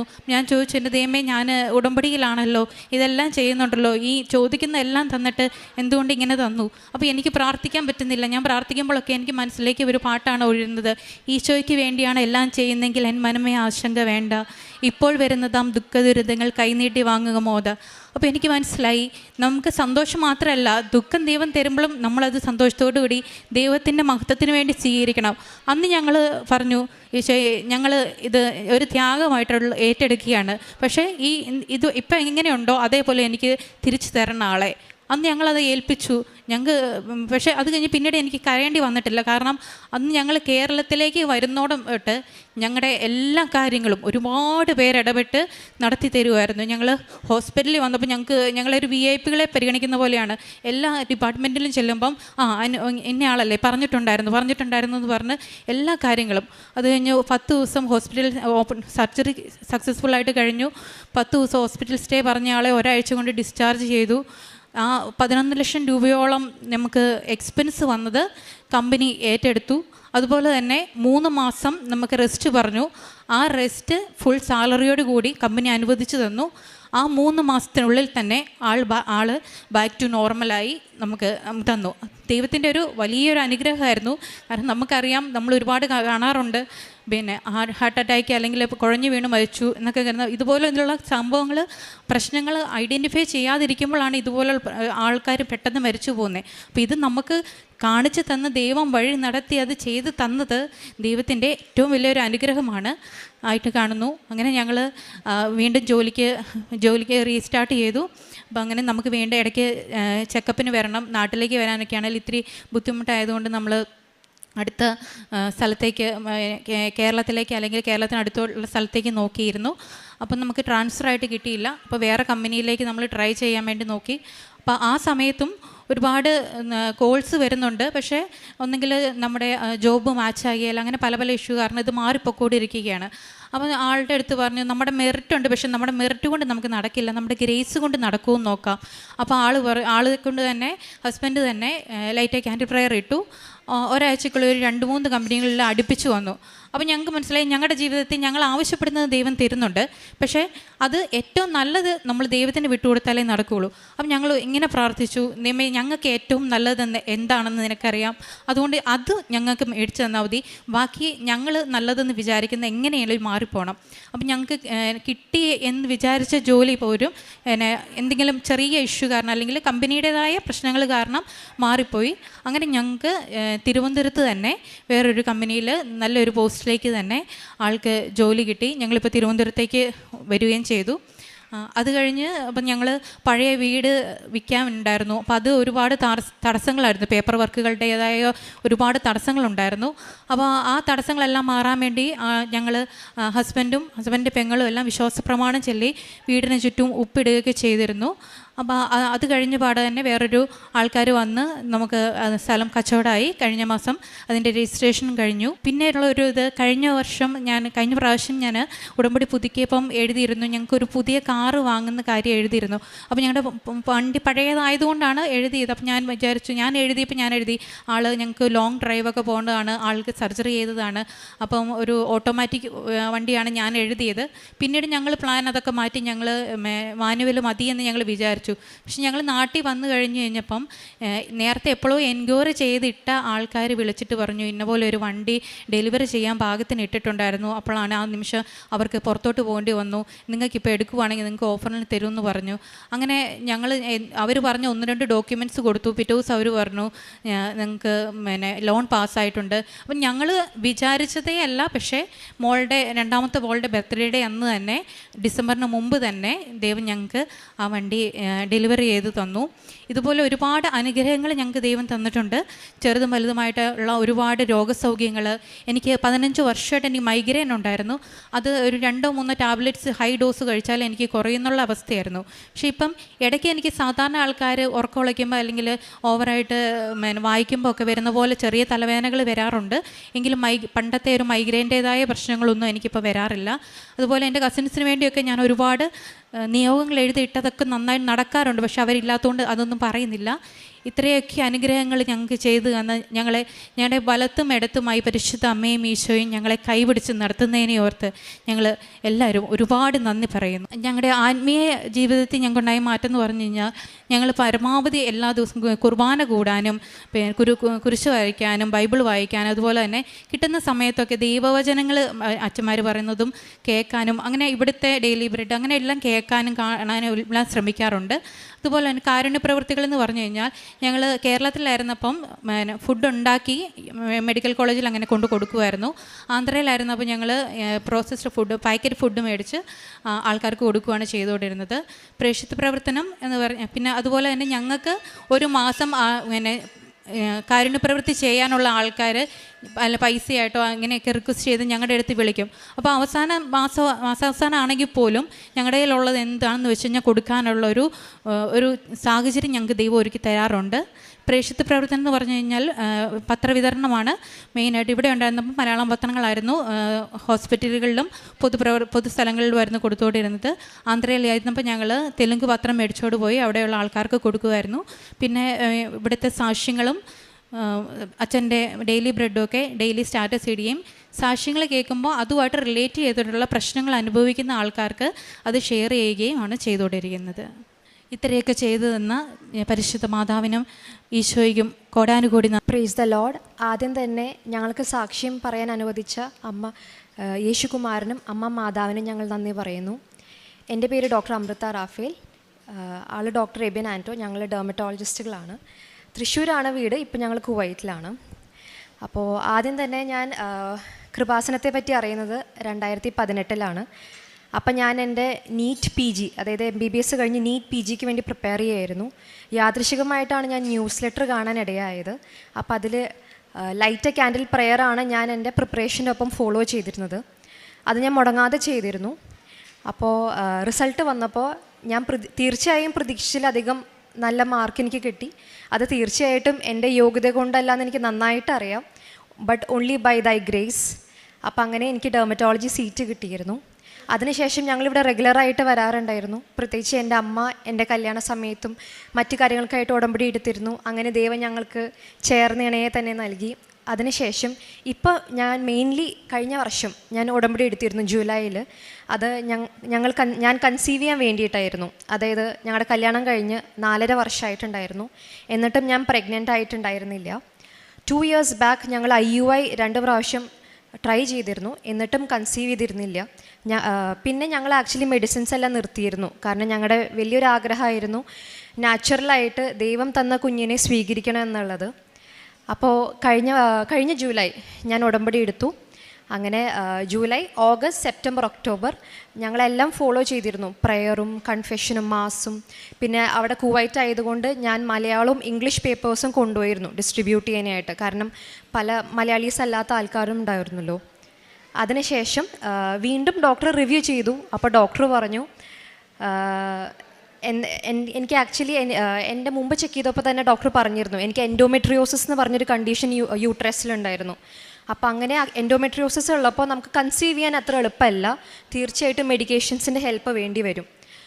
അപ്പോൾ ഞാൻ വീണ്ടും റിവ്യൂ, അതായത് ഉടമ്പടി കഴിഞ്ഞ് 3 മാസം കഴിഞ്ഞ് ഞാൻ വീണ്ടും റിവ്യൂ ചെയ്തപ്പോൾ ഡോക്ടർ പറഞ്ഞു വീണ്ടും യൂട്രസിൽ അദഷൻസ് വന്നിട്ടുണ്ടെന്ന്, അതായത് ഒട്ടിപ്പ് വന്നിട്ടുണ്ടെന്ന് ഡോക്ടർ പറഞ്ഞു. അപ്പോൾ തീർച്ചയായിട്ടും ഒന്നും കൂടെ ബുദ്ധിമുട്ടായിരിക്കും എന്തായാലും കൺസീവ് ചെയ്യാൻ. നിങ്ങൾ തീർച്ചയായിട്ടും സർജറി ചെയ്യേണ്ടി വരും എന്ന് പറഞ്ഞു. ലാപ്രോസ്കോപ്പിക് സർജറി, അതായത് ഉള്ളിലുള്ള ഒട്ടിപ്പിനെ മാറ്റാനായിട്ട്. അപ്പം നമ്മൾ ഓക്കെ, അങ്ങനെയാണെങ്കിൽ സർജറി എന്ന് വിചാരിച്ച് നമ്മൾ ചിലപ്പോൾ ദൈവത്തിൻ്റെ തീരുമാനമായിരിക്കും, മാതാവിൻ്റെ തീരുമാനമായിരിക്കും എന്ന് വെച്ച് നമ്മൾ നാട്ടിൽ കഴിഞ്ഞ വർഷം നവംബറിൽ നമ്മൾ നാട്ടിലേക്കുള്ള ടിക്കറ്റ്സ് ബുക്ക് ചെയ്തു. രാജഗിരിയിൽ ഡോക്ടറെ കാണാനുള്ള അപ്പോയിൻമെൻറ്റ് എടുത്തു. എന്നിട്ട് പോകുന്നതിൻ്റെ തലേ ദിവസം എനിക്ക് ആക്ച്വലി എൻ്റെ പീരിയഡ്സ് ആയിട്ടുണ്ടായിരുന്നില്ല. അപ്പം ഞാൻ വിചാരിച്ചു എനിക്ക് പലപ്പോഴും മിസ്സാവാറുണ്ട്.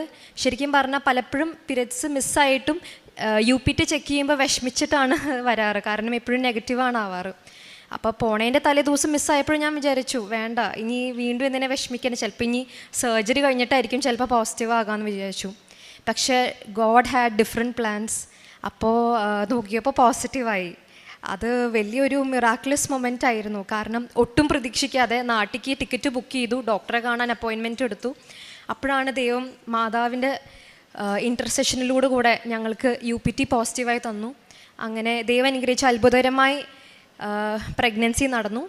ഡെലിവറിക്ക് വേണ്ടി അഡ്മിറ്റ് ആയപ്പോഴാണ് വീണ്ടും ഒരു ചെറിയ കോംപ്ലിക്കേഷൻ ഉണ്ടായി. പക്ഷേ ഈ എല്ലാം സമയത്ത് ഞങ്ങൾ നേർച്ച വസ്തുക്കൾ ഉപയോഗിച്ചിരുന്നു. പ്രത്യേകിച്ച് ഹണി, തേൻ, ഉപ്പായാലും ഞാൻ ആക്ച്വലി എൻ്റെ കയ്യിൽ എപ്പോഴും എൻ്റെ ബാഗിൽ ഉപ്പുണ്ടാവും. ശരിക്കും പറഞ്ഞാൽ ഡോക്ടറിനെ കൺസൾട്ട് ചെയ്യാൻ പോണ സമയത്ത് ഞാൻ ഉപ്പിടായിരുന്നു. കാരണം എല്ലാ അമ്മമാർക്കും അറിയുന്നുണ്ടാവും, നമുക്ക് ഓരോ സ്കാനിലും എങ്ങനെയാണെന്ന് നമുക്ക് അറിയില്ലല്ലോ. അപ്പോൾ കൺസൾട്ടിങ് റൂമിൽ പോലും ഞാൻ ഉപ്പിട്ടിരുന്നു. ഉടമ്പടി കാശുരൂപം പിന്നെ നമ്മുടെ കയ്യിൽ എപ്പോഴും ഉണ്ടാകുമല്ലോ. അങ്ങനെ ഡെലിവറിക്ക് വേണ്ടി അഡ്മിറ്റ് ആയപ്പോഴായാലും വീണ്ടും എനിക്ക് അവിടെ നിന്ന് ചെറിയൊരു മെഡിസിൻ അലർജി വന്നു പുഷ് ചെയ്യേണ്ട സമയത്ത്. അപ്പോൾ എനിക്ക് അവിൽ തന്നപ്പോൾ വീണ്ടും കുറച്ച് സെഡേഷനും ലാഗും വന്നപ്പോൾ ഡോക്ടർ പറഞ്ഞു ചിലപ്പോൾ സർജറി വരാൻ സാധ്യതയുണ്ടെന്ന് പറഞ്ഞു. പക്ഷെ അപ്പോഴേക്കും വീണ്ടും മാതാവ് ഇടപെട്ട് വേഗം എൻ്റെ പുഷ് ചെയ്യണതും വേഗം മോൻ്റെ ഡെലിവറിയും വേഗം ആക്കി തന്നു. അപ്പോൾ ഇതിനെല്ലാം ശരിക്കും ഒരു മിറാക്കുലസ് വേയിലൂടെയാണ് ഞങ്ങൾ വന്നിരിക്കുന്നത്. ഇപ്പോഴായാലും മോനെ കിടത്തുമ്പോഴായാലും മോൻ്റെ ബെഡിൻ്റെ താഴെ കാശുരൂപം വയ്ക്കും. പിന്നെ 4 അറ്റത്തും ചെറുതായിട്ട് ഉപ്പിടും. കാരണം അത് ഞങ്ങളുടെ വിശ്വാസമാണ്, മോനെ കാത്തോളും അമ്മ എന്നുള്ളത്. ശരിക്കും പറഞ്ഞാൽ ഇടയ്ക്ക് വെച്ച് മോൻ ചെറുതായിട്ട് ബെഡിൽ നിന്ന് വീണൊക്കെ തന്നെ ഉണ്ടായി. പക്ഷെ എന്നിട്ട് പോലും മോനൊന്നും സംഭവിക്കാതിരുന്നത് ആ ഉപ്പിൻ്റെയും മാതാവിനെ ശക്തിയാണ് ഞങ്ങൾക്ക് പൂർണ്ണ വിശ്വാസമുണ്ട്. പ്രേക്ഷിത പ്രവർത്തനമായിട്ട് ഞാൻ കുവൈറ്റിലായതിനാൽ കൂടുതലും എനിക്ക് ലഭിച്ച അനുഭവങ്ങൾ ഞാൻ മറ്റുള്ളവരോട് പറയുകയും ചെയ്തിരുന്നത്. അവിടെയായാലും കുറേ പേര് നമുക്കറിയാം മറ്റു രാജ്യങ്ങളിൽ നമുക്ക് നമ്മുടെ ജോലി സാധ്യതയ്ക്ക് വേണ്ടി എല്ലാത്തിനും നമ്മൾ ബുദ്ധിമുട്ടുന്നവരുണ്ടാവും. അപ്പോൾ അവരോടെല്ലാം ഞാൻ കൂടുതൽ കൃപാസനത്തെ പറ്റിയും എനിക്കുണ്ടായ അത്ഭുതങ്ങളെ പറ്റിയും ഞാൻ അനുഭവിച്ച അനുഭവങ്ങളെ പറ്റിയും ഞങ്ങൾ പറയുകയുണ്ടായി. ഞങ്ങളുടെ ആത്മീയ ജീവിതമായിട്ട് ഞങ്ങൾ ഡെഫിനറ്റ്ലി മാസ് മിസ് ചെയ്യാറില്ല. അതുപോലെ തന്നെ റോസറി ആയാലും എത്ര വൈകിട്ടാണെങ്കിലും ഞങ്ങൾ രണ്ടുപേരും ഒരുമിച്ച് റോസറി എത്തിക്കാറുണ്ട്. പിന്നെ കൺഫെഷൻ ആയാലും അറ്റ്ലീസ്റ്റ് മന്ത്ലി 2 എങ്കിലും ഞങ്ങൾ എന്തായാലും ചെയ്യാൻ ശ്രമിക്കാറുണ്ട്. കാരണം കൺഫെഷനിലൂടെയും കിട്ടുന്ന ഗ്രേസ് വളരെ ഇമ്പോർട്ടൻ്റ് ആണെന്ന് ഞങ്ങൾക്ക് അതിലൂടെ മനസ്സിലായി. നിസ്സാരമല്ല, നമുക്ക് കൺഫെഷൻ ചെയ്യുമ്പോൾ നമുക്ക് കിട്ടുന്ന തടസ്സങ്ങൾ നമുക്ക് മാറിക്കിട്ടുകയും അതിലൂടെ നമുക്ക് കിട്ടുന്ന ഗ്രേസും വളരെ ഇമ്പോർട്ടൻ്റ് ആണ്. ജീവനോട് പ്രത്യക്ഷപ്പെട്ട ആൾക്കാരിൽ രണ്ടാമത് ഒരിക്കൽ കൂടി സാക്ഷ്യം പറയാൻ വലിയൊരു ഭാഗ്യം തന്ന ഈശോയ്ക്കും അമ്മയ്ക്കും കോടാനുകോടി നന്ദി പറയുന്നു. എൻ്റെ പേര് ഷൈബി. ഞാൻ 2019 മാർച്ച് 31 ഉടമ്പടി എടുത്തതാണ്. ഇത് എൻ്റെ ഹസ്ബൻഡ് സാജു. ഞാൻ 2019 മാർച്ച് 31 ഉടമ്പടി എടുത്തത്. അത് ഞാൻ എൻ്റെ ജീവിത പങ്കാളിക്ക് വേണ്ടിയിട്ട് ആദ്യമായി സാക്ഷ്യം പറഞ്ഞു. എൻ്റെ ജീവിത പങ്കാളിക്ക് പ്രഷർ വന്ന് സ്ട്രോക്ക് വന്ന് ഞരമ്പ് പൊട്ടി കിട്ടില്ല എന്ന് പറഞ്ഞ അവസ്ഥയിൽ ദൈവം വലിയൊരു അത്ഭുതം തന്നു, എൻ്റെ ജീവിത പങ്കാളിയെ തന്നു. അന്ന് ഡോക്ടർ പറഞ്ഞത് ഇതൊരു വലിയ മിറാക്കിളാണ്, ഇത് സംഭവിച്ചെങ്കിൽ ഇത് നിങ്ങൾക്ക് ദൈവത്തിൻ്റെ ഇടപെടൽ കൊണ്ട് മാത്രമാണ് ഇത് സാധിച്ചത്. അപ്പോൾ എൻ്റെ ജീവിത പങ്കാളി ഡോക്ടർ നമ്മൾ നേർന്നു. ഞാൻ തന്നെ ഉടമ്പടി എടുത്ത് അമ്മ അപ്രത്യക്ഷപ്പെട്ട ഈ അൾത്താരിൽ കയറി എനിക്കും സാക്ഷ്യം പറയണമെന്ന് പറഞ്ഞ് ജീവിത പങ്കാളിക്ക് വലിയൊരു ആഗ്രഹമായിരുന്നു. എൻ്റെ ജീവിത പങ്കാളിക്ക് കിട്ടിയ അനുഭവങ്ങളെല്ലാം ജീവിത പങ്കാളി തന്നെ പറയും. ഇങ്ങനെ 2019 എനിക്ക് ഒരു സ്ട്രോക്ക് ഉണ്ടാവുകയും അതിനനുബന്ധിച്ച് ഞങ്ങൾ ഇവിടെ ഹോസ്പിറ്റലിൽ പോവുകയും അവിടെ ചെന്നപ്പോൾ ഡോക്ടർ പറഞ്ഞു, എനിക്ക് നോക്കിയിട്ട് ഡോക്ടർ പറഞ്ഞു എനിക്കൊന്നും ചെയ്യാനില്ല, അതുകൊണ്ട് എനിക്കൊന്നും ചെയ്യാനില്ല. അപ്പോൾ ഇവള് പറഞ്ഞു ഞങ്ങൾ ഉടമ്പടി എടുത്തവരാ, ഉടമ്പടിയിലാണ് എന്ന് പറഞ്ഞു. എന്ത് തന്നെയായാലും എനിക്കൊന്നും പറയാനില്ല എന്ന് ഡോക്ടർ തീർത്തും പറഞ്ഞു. അങ്ങനെ ആ ഒരു അവസ്ഥയിൽ അങ്ങനെ ഇവിടെ എനിക്ക് ചെറിയ തൈലം അടച്ച് തന്നു, ഞാൻ ഓർക്കുന്നില്ല, അവ തന്നു. അത് ഇങ്ങനെ നോയുന്നപോലെ കണ്ടു. നിങ്ങൾ ഉടമ്പടി എടുത്തത് എങ്ങനെയാണെങ്കിലും എനിക്കൊന്നും പറയാനില്ല എന്ന് പറഞ്ഞു. എന്നിട്ട് പറഞ്ഞു നിങ്ങൾ ഏതായാലും അങ്ങനെയൊക്കെ തന്നു, അത് സാധിച്ചു. പിന്നെ ഞങ്ങൾ അവിടെ നിന്ന് ഡോക്ടർ പറഞ്ഞു നിങ്ങൾ എന്തെങ്കിലും ഒക്കെ ചെയ്തു. ഒരാഴ്ച അങ്ങനെ 6 ദിവസത്തോളം ഇങ്ങനെ ഇവിടെ ഈ ICUവിൽ കിടന്നു, ഒന്നും സംഭവിക്കാനില്ല. അവിടെ നിന്ന് പയ്യനെ ഇറക്കി അതിൻ്റെ പിറ്റേ ദിവസം ഡോക്ടർ വന്ന് പുള്ളി ചോദിച്ചു എങ്ങനെയുണ്ട് എന്ന് ചോദിച്ചു.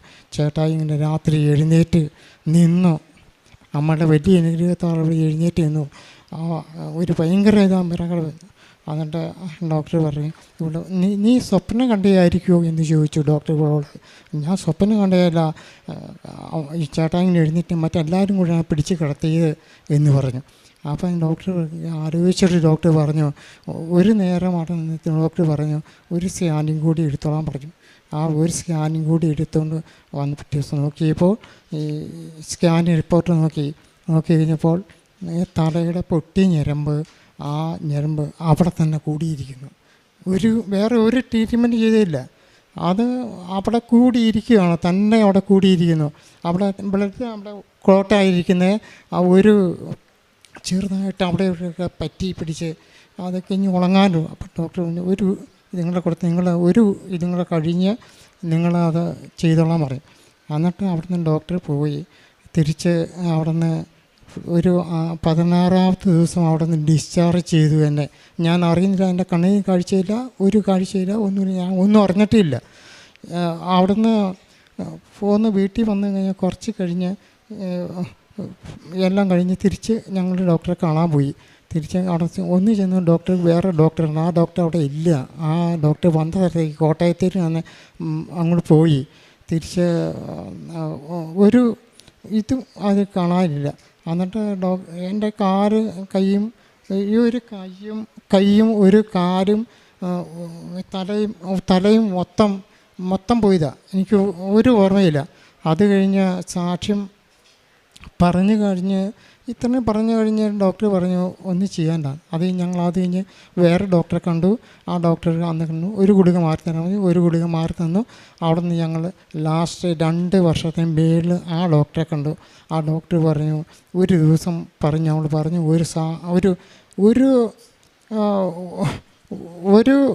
ഒരു കാര്യം പറയട്ടെ എന്ന് പറഞ്ഞു. അപ്പോൾ പറഞ്ഞോളാൻ പറഞ്ഞു. അപ്പോൾ ഡോക്ടർ എന്താണോ പറയാൻ പോകുന്നത് ഞങ്ങൾക്കറിയാം, അത് തന്നെയാണ് ഡോക്ടർ പറഞ്ഞത്. ഡോക്ടർ പറഞ്ഞു ഇതൊരു മിറക്കിൾ എന്ന് തന്നെ എനിക്ക് അങ്ങനെ പറയാൻ വരാതെയും വലിയ സംഭവമാണ്.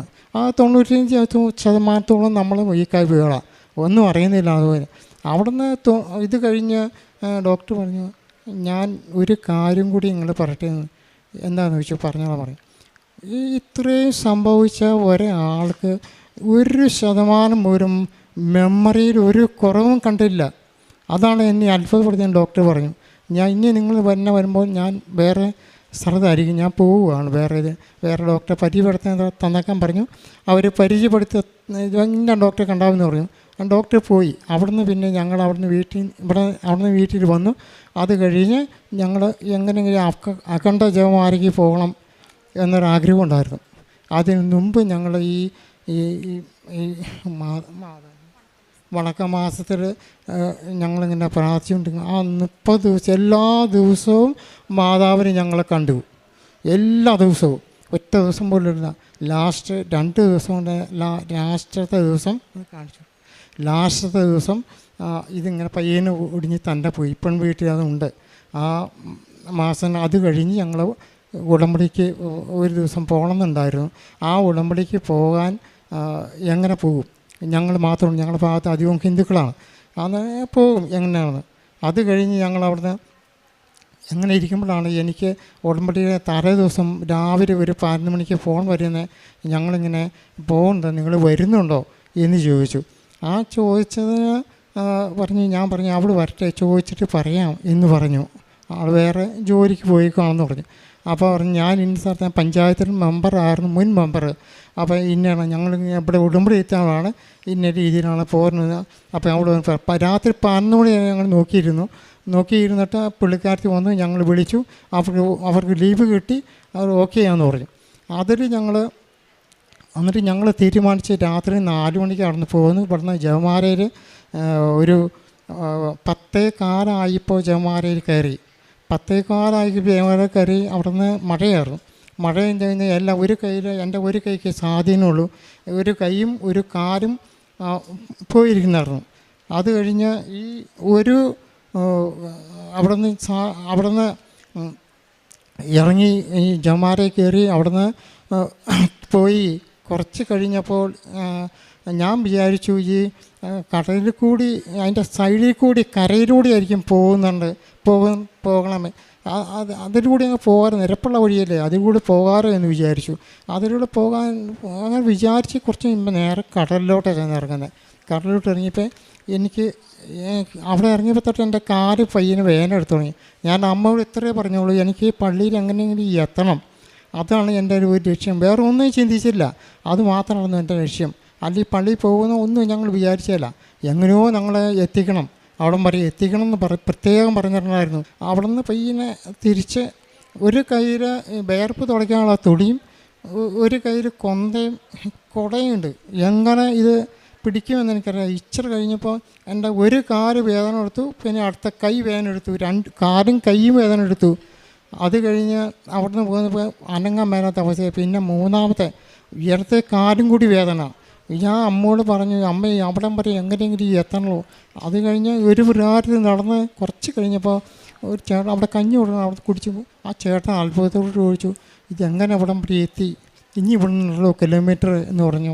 അവിടം വരെ പോകേണ്ടതല്ലേ ചേട്ടാ, അവിടം വരെ എങ്ങനെയെങ്കിലും എത്തിയാൽ മതിയായിരുന്നു എന്ന് പറഞ്ഞു. ഭയങ്കരം എന്ന് പറഞ്ഞു. അവിടെ നിന്ന് ഞങ്ങൾ പയ്യനെ അവിടെ നിന്ന് പോയി. പിന്നെ കടലിൽ ഇറങ്ങി അവിടെ നിന്ന് ഇങ്ങനെ നടക്കുമ്പോൾ 2 പ്രാവശ്യം വീഴാൻ പോയി. 2 പ്രാവശ്യം വീഴാൻ പോയി എന്ന് വെച്ചാൽ അത്ര ഇതായിരുന്നു. ഭയങ്കര വേദന. എനിക്ക് നടക്കാൻ ഒരു കാല് പയ്യനെ അരിച്ച് നടന്ന് അവിടെ നിന്ന് കയറി പിന്നെ പോയി. കുറേ കഴിഞ്ഞ് നോക്കുമ്പോൾ ചേച്ചി അവിടെ നിന്ന് ഏതെങ്കിലും പള്ളിയിൽ എന്തോ പിരിവുണ്ടായിരുന്നു. ആ ചേച്ചി ചോദിച്ചു ഇവിടുന്ന് എത്ര കിലോമീറ്റർ ഉണ്ട് ചേച്ചി എന്ന് പറഞ്ഞു. അപ്പോൾ പറഞ്ഞു ഇത്ര കിലോമീറ്റർ ഉണ്ട്, ഇനിയുണ്ട്. അപ്പം നിങ്ങൾ എങ്ങനെയാണ് പോകണേ? ഞാൻ ആംബുലൻസ് വിളിച്ചു തരാമെന്ന് പറഞ്ഞു.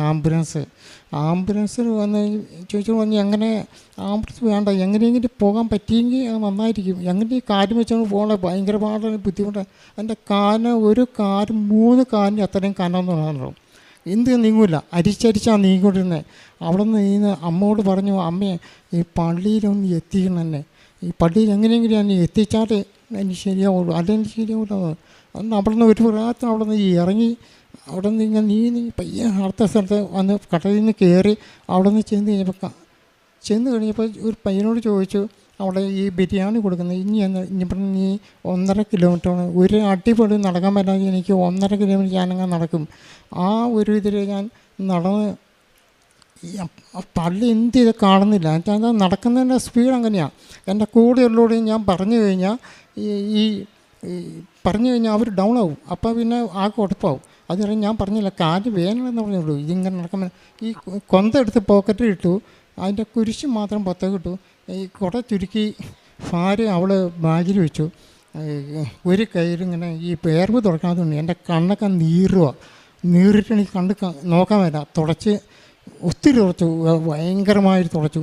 അവിടെ നിന്ന് നേരെ പയ്യനെ പോയി നടന്ന് കുറേ ദൂരം ചെന്ന് കഴിഞ്ഞപ്പോൾ പയ്യനെ പള്ളി കണ്ടപ്പോൾ എനിക്ക് ആസ്വദിച്ചു. അവിടെ വെച്ച് തന്നെ അമ്മ തൊട്ടു.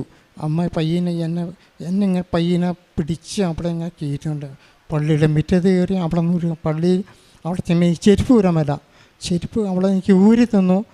ആ ഊരി തന്ന ചെരുപ്പ് എങ്ങനെയോ ഊരി അവിടെ നിന്ന് ഒരു സ്റ്റെപ്പ് കയറിയിട്ട് വേണം പള്ളിയുടെ ഉള്ളിൽ. അവിടെ നിന്ന് കയറി പള്ളിയുടെ ഉള്ളിൽ മുട്ടുകുത്തി പ്രാർത്ഥിക്കണം എനിക്ക് ആഗ്രഹം ഉണ്ടായിരുന്നു.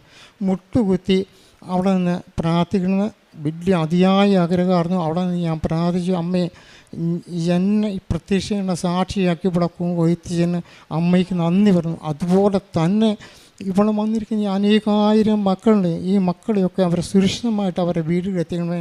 ഞാൻ 2 വാക്ക് മാത്രം ഞാൻ പറഞ്ഞു. അത്രേ അമ്മയോട് പറഞ്ഞിട്ട് ഇങ്ങനെ മാറി. അത് കഴിഞ്ഞാൽ ബാക്കി അവൾ പറയും. യേശുവേ സ്തോത്രം, യേശുവേ നന്ദി. അകണ്ട് ചുമൽ റാലിയിൽ സംബന്ധിച്ച് പോന്നു. അതിനുശേഷം കൂടുതൽ എന്താ പറയുക, ആരോഗ്യത്തിലും മെച്ചപ്പെട്ടു തുടങ്ങി. ഉടമ്പടി എടുത്തതിന് ശേഷം കണ്ണിന് ഈ സ്ട്രോക്ക് വന്നതിന് ശേഷം കണ്ണിന് കാഴ്ച തീരെ ഉണ്ടായിരുന്നില്ല. അരമണിക്കൂർ മേലെ ബൈബിൾ വായിക്കാനായിട്ട് സാധിക്കുന്നു. പ്രേക്ഷിത പ്രവർത്തനം എന്ന് പറയുന്നത് ഞങ്ങൾ എല്ലാ മാസം തന്നെ അമ്മയെ സന്നിധിയിൽ വരും, പത്രം വാങ്ങും. ഞങ്ങൾ ഹോസ്പിറ്റൽ, ഗവൺമെൻറ് ഹോസ്പിറ്റൽ, മെഡിക്കൽ, അതുപോലെ തന്നെ ഓട്ടോ സ്റ്റാൻഡ്, മറ്റു പ്രൈവറ്റ് മേഖല, എല്ലാം പൊതുവായ മേഖലയിൽ ഞങ്ങൾ ഒരുമിച്ചാണ്. കാര്യം വയ്യെങ്കിലും നടക്കാൻ വയ്യെങ്കിൽ പോലും എല്ലാവരുടെ മുമ്പിൽ ഞങ്ങൾ ചെന്ന് ഞങ്ങൾക്ക് കിട്ടിയ സാക്ഷ്യങ്ങൾ ഞങ്ങൾ പറയും. കാരണം എനിക്ക് കിട്ടില്ല എന്ന് പറഞ്ഞൊരു വ്യക്തിനെ പരിശുദ്ധ അമ്മ വഴി, ഉടമ്പടി വഴി ഞങ്ങൾക്ക് കിട്ടിയതാണ്. അപ്പം ഞങ്ങളുടെ സാക്ഷ്യങ്ങൾ കേൾക്കുമ്പോൾ ഈ മക്കൾക്കും വിശ്വാസം. അതുപോലെ തന്നെ ഞങ്ങളുടെ അയൽവക്കങ്ങളിലുള്ള മക്കൾക്ക്, ഞങ്ങളാണ് ആ ഭാഗത്ത് നിന്ന് ആദ്യമായിട്ട് ഉടമ്പടി എടുക്കാൻ വന്നത്. പക്ഷേ ഞങ്ങൾ വന്ന് ഉടമ്പടി എടുത്തതിന് ശേഷം ചേട്ടായിക്ക് ഇങ്ങനെ ഒരു അനുഭവം കിട്ടിയതിന് ശേഷം വേറെ മക്കൾ വന്ന് ഉടമ്പടി എടുത്തു. ഞങ്ങളിലൂടെ അനേകർക്ക് വിശ്വാസമായി. പിന്നെ കാരുണ്യ പ്രവൃത്തി എന്ന് പറയുന്നത് ഞങ്ങൾ 2019 ഉടമ്പടി എടുത്ത കാലം മുതൽ ഞങ്ങൾക്ക് കിട്ടുന്ന വേതനത്തിൽ നിന്നൊരു ദശാംശം എടുത്ത് മാറ്റിവെച്ച് അത് പാവപ്പെട്ട മക്കൾക്ക്, അത് അർഹതയുള്ള മക്കൾക്ക് ഞങ്ങൾ നേരിട്ട് കൊണ്ടുപോയി കൊടുക്കും. പിന്നെ ഞങ്ങൾക്കൊരു കൃപാസന സെയിലിന് ടീച്ചറിൻ്റെ ഗ്രൂപ്പുണ്ട്. അപ്പോൾ ഞങ്ങൾക്ക് ഇപ്പോൾ ഞാൻ ചേട്ടായി ജോലിക്ക് പോകുന്നില്ല, വീട്ടിലെ കാര്യങ്ങൾ നോക്കണുള്ളൂ. അതിനുശേഷമാണ് ഞാനൊരു ജോലിക്ക് പോയി തുടങ്ങിയത്. അപ്പോൾ എനിക്ക് കിട്ടുന്ന ഒരു ദശാംശം സാലറിയിൽ നിന്ന് ആദ്യം എടുത്ത് മാറ്റിവെക്കും. അതിന് ശേഷമാണ് ഞങ്ങളുടെ കാര്യങ്ങൾക്ക് അത് ഉപയോഗിക്കുകയുള്ളൂ. അത് പാവങ്ങൾക്ക് കൊടുക്കും. പിന്നെ മറ്റുള്ളവർക്ക് വേണ്ടി പ്രാർത്ഥിക്കുവാനും ദിവസവും ഞങ്ങൾ ഒരു യാക്കോബിറ്റ് കുടുംബാംഗമാണ്. ഞങ്ങൾക്ക് ജപമാല, സത്യം പറഞ്ഞാൽ ഈ ഉടമ്പടി എടുത്തതിന് ശേഷമാണ് ജപമാല ചൊല്ലാൻ ഞങ്ങൾ പഠിച്ചത്.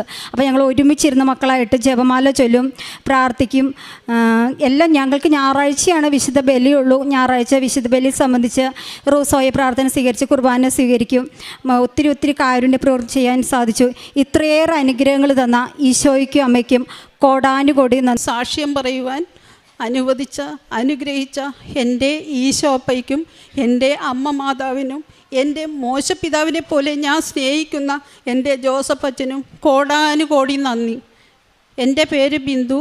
ഞാൻ വരുന്നത് എറണാകുളം ജില്ലയിൽ നോർത്ത് പറവൂരിൽ നിന്നാണ്.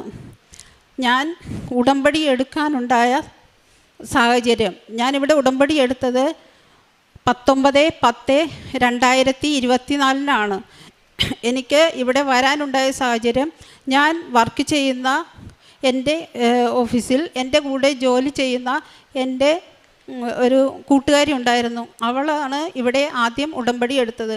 അവൾ വഴി എനിക്ക് കൃപാസന പത്രം തന്നു. പക്ഷേ ഞാൻ ആ പത്രം വായിച്ചില്ല. ഞാൻ എൻ്റെ മേശയുടെ ഒരു സൈഡിൽ ഞാൻ മാറ്റിവെച്ചു. എനിക്ക് വായിക്കാൻ മനസ്സ് വന്നില്ല. ഞാൻ അച്ഛൻ്റെ യൂട്യൂബിൽ ഇടയ്ക്ക് ടോക്കുകൾ വരുമെങ്കിലും എനിക്കത് ഇഷ്ടമല്ലായിരുന്നു. ഞാൻ എൻ്റെ അച്ഛനെ ഞാൻ തള്ളി പറഞ്ഞിട്ടുണ്ട്. അതുപോലെ ഇപ്പോൾ ഞാൻ കോടാനുകൂടി മാപ്പ് ചോദിക്കുന്നു.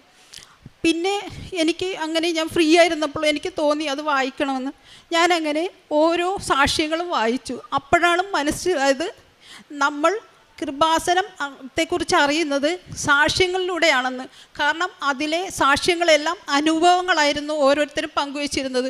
അപ്പോൾ എനിക്ക് വിശ്വാസം വർദ്ധിച്ചു. അപ്പോൾ എനിക്ക് ഇവിടെ അക്രൈസ്തവയാണ് ഞാൻ, എനിക്കിവിടെ വരണമെന്ന് വളരെ ആഗ്രഹം. അപ്പോൾ ഒരു ദിവസം ഞാൻ വെറുതെ എങ്കിലും എൻ്റെ ഭർത്താവിനോട് പറഞ്ഞ് എനിക്ക് കൃപാസനത്തിൽ പോകണമായിരുന്നു, പക്ഷേ എനിക്കറിയില്ല അതെവിടെയാണെന്ന്. അപ്പോൾ വേഗം എൻ്റെ ഭർത്താവ് പറഞ്ഞു അതിനെന്താ ഞാൻ കൊണ്ടുപോകാമെന്ന്.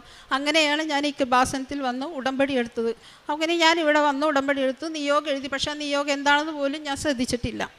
ഞാൻ പണ്ട് മുതലേ യേശുവിനെ സ്നേഹിക്കുന്ന ഒരാളാണ്.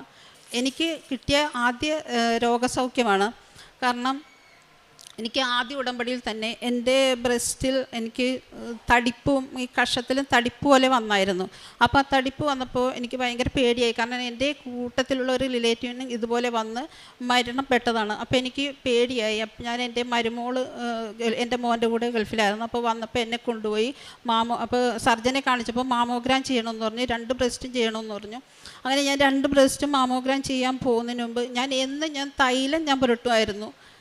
ഉപ്പ് ഞാൻ ചൂടുവെള്ളത്തിൽ ചെറുതായിട്ട് രാവിലെ എണീക്കുമ്പോൾ തന്നെ ഞാൻ കഴിക്കുമായിരുന്നു, തേനും കഴിക്കുമായിരുന്നു. അപ്പം ഞാൻ ഈ തൈലം ഞാൻ പുരട്ടിയിട്ടുണ്ടായിരുന്നു. പക്ഷേ അവരത് തുടച്ച് കളഞ്ഞു. അപ്പോൾ എൻ്റെ കയ്യിൽ ഈ കാശ് രൂപം ഞാൻ വിട്ടില്ല. ഞാൻ ഓരോ 2 സൈഡിലും ചെയ്തപ്പോൾ ഓരോ സൈഡിലോട്ട് ഞാൻ മാറ്റി പിടിച്ചുകൊണ്ടിരുന്നു. എന്നിട്ട് അമ്മനോട് പറഞ്ഞു, അമ്മേ എൻ്റെ അമ്മയുടെ പ്രത്യക്ഷീകരണത്തിൻ്റെ സാക്ഷിയായി ഉയർത്തണമെന്നും.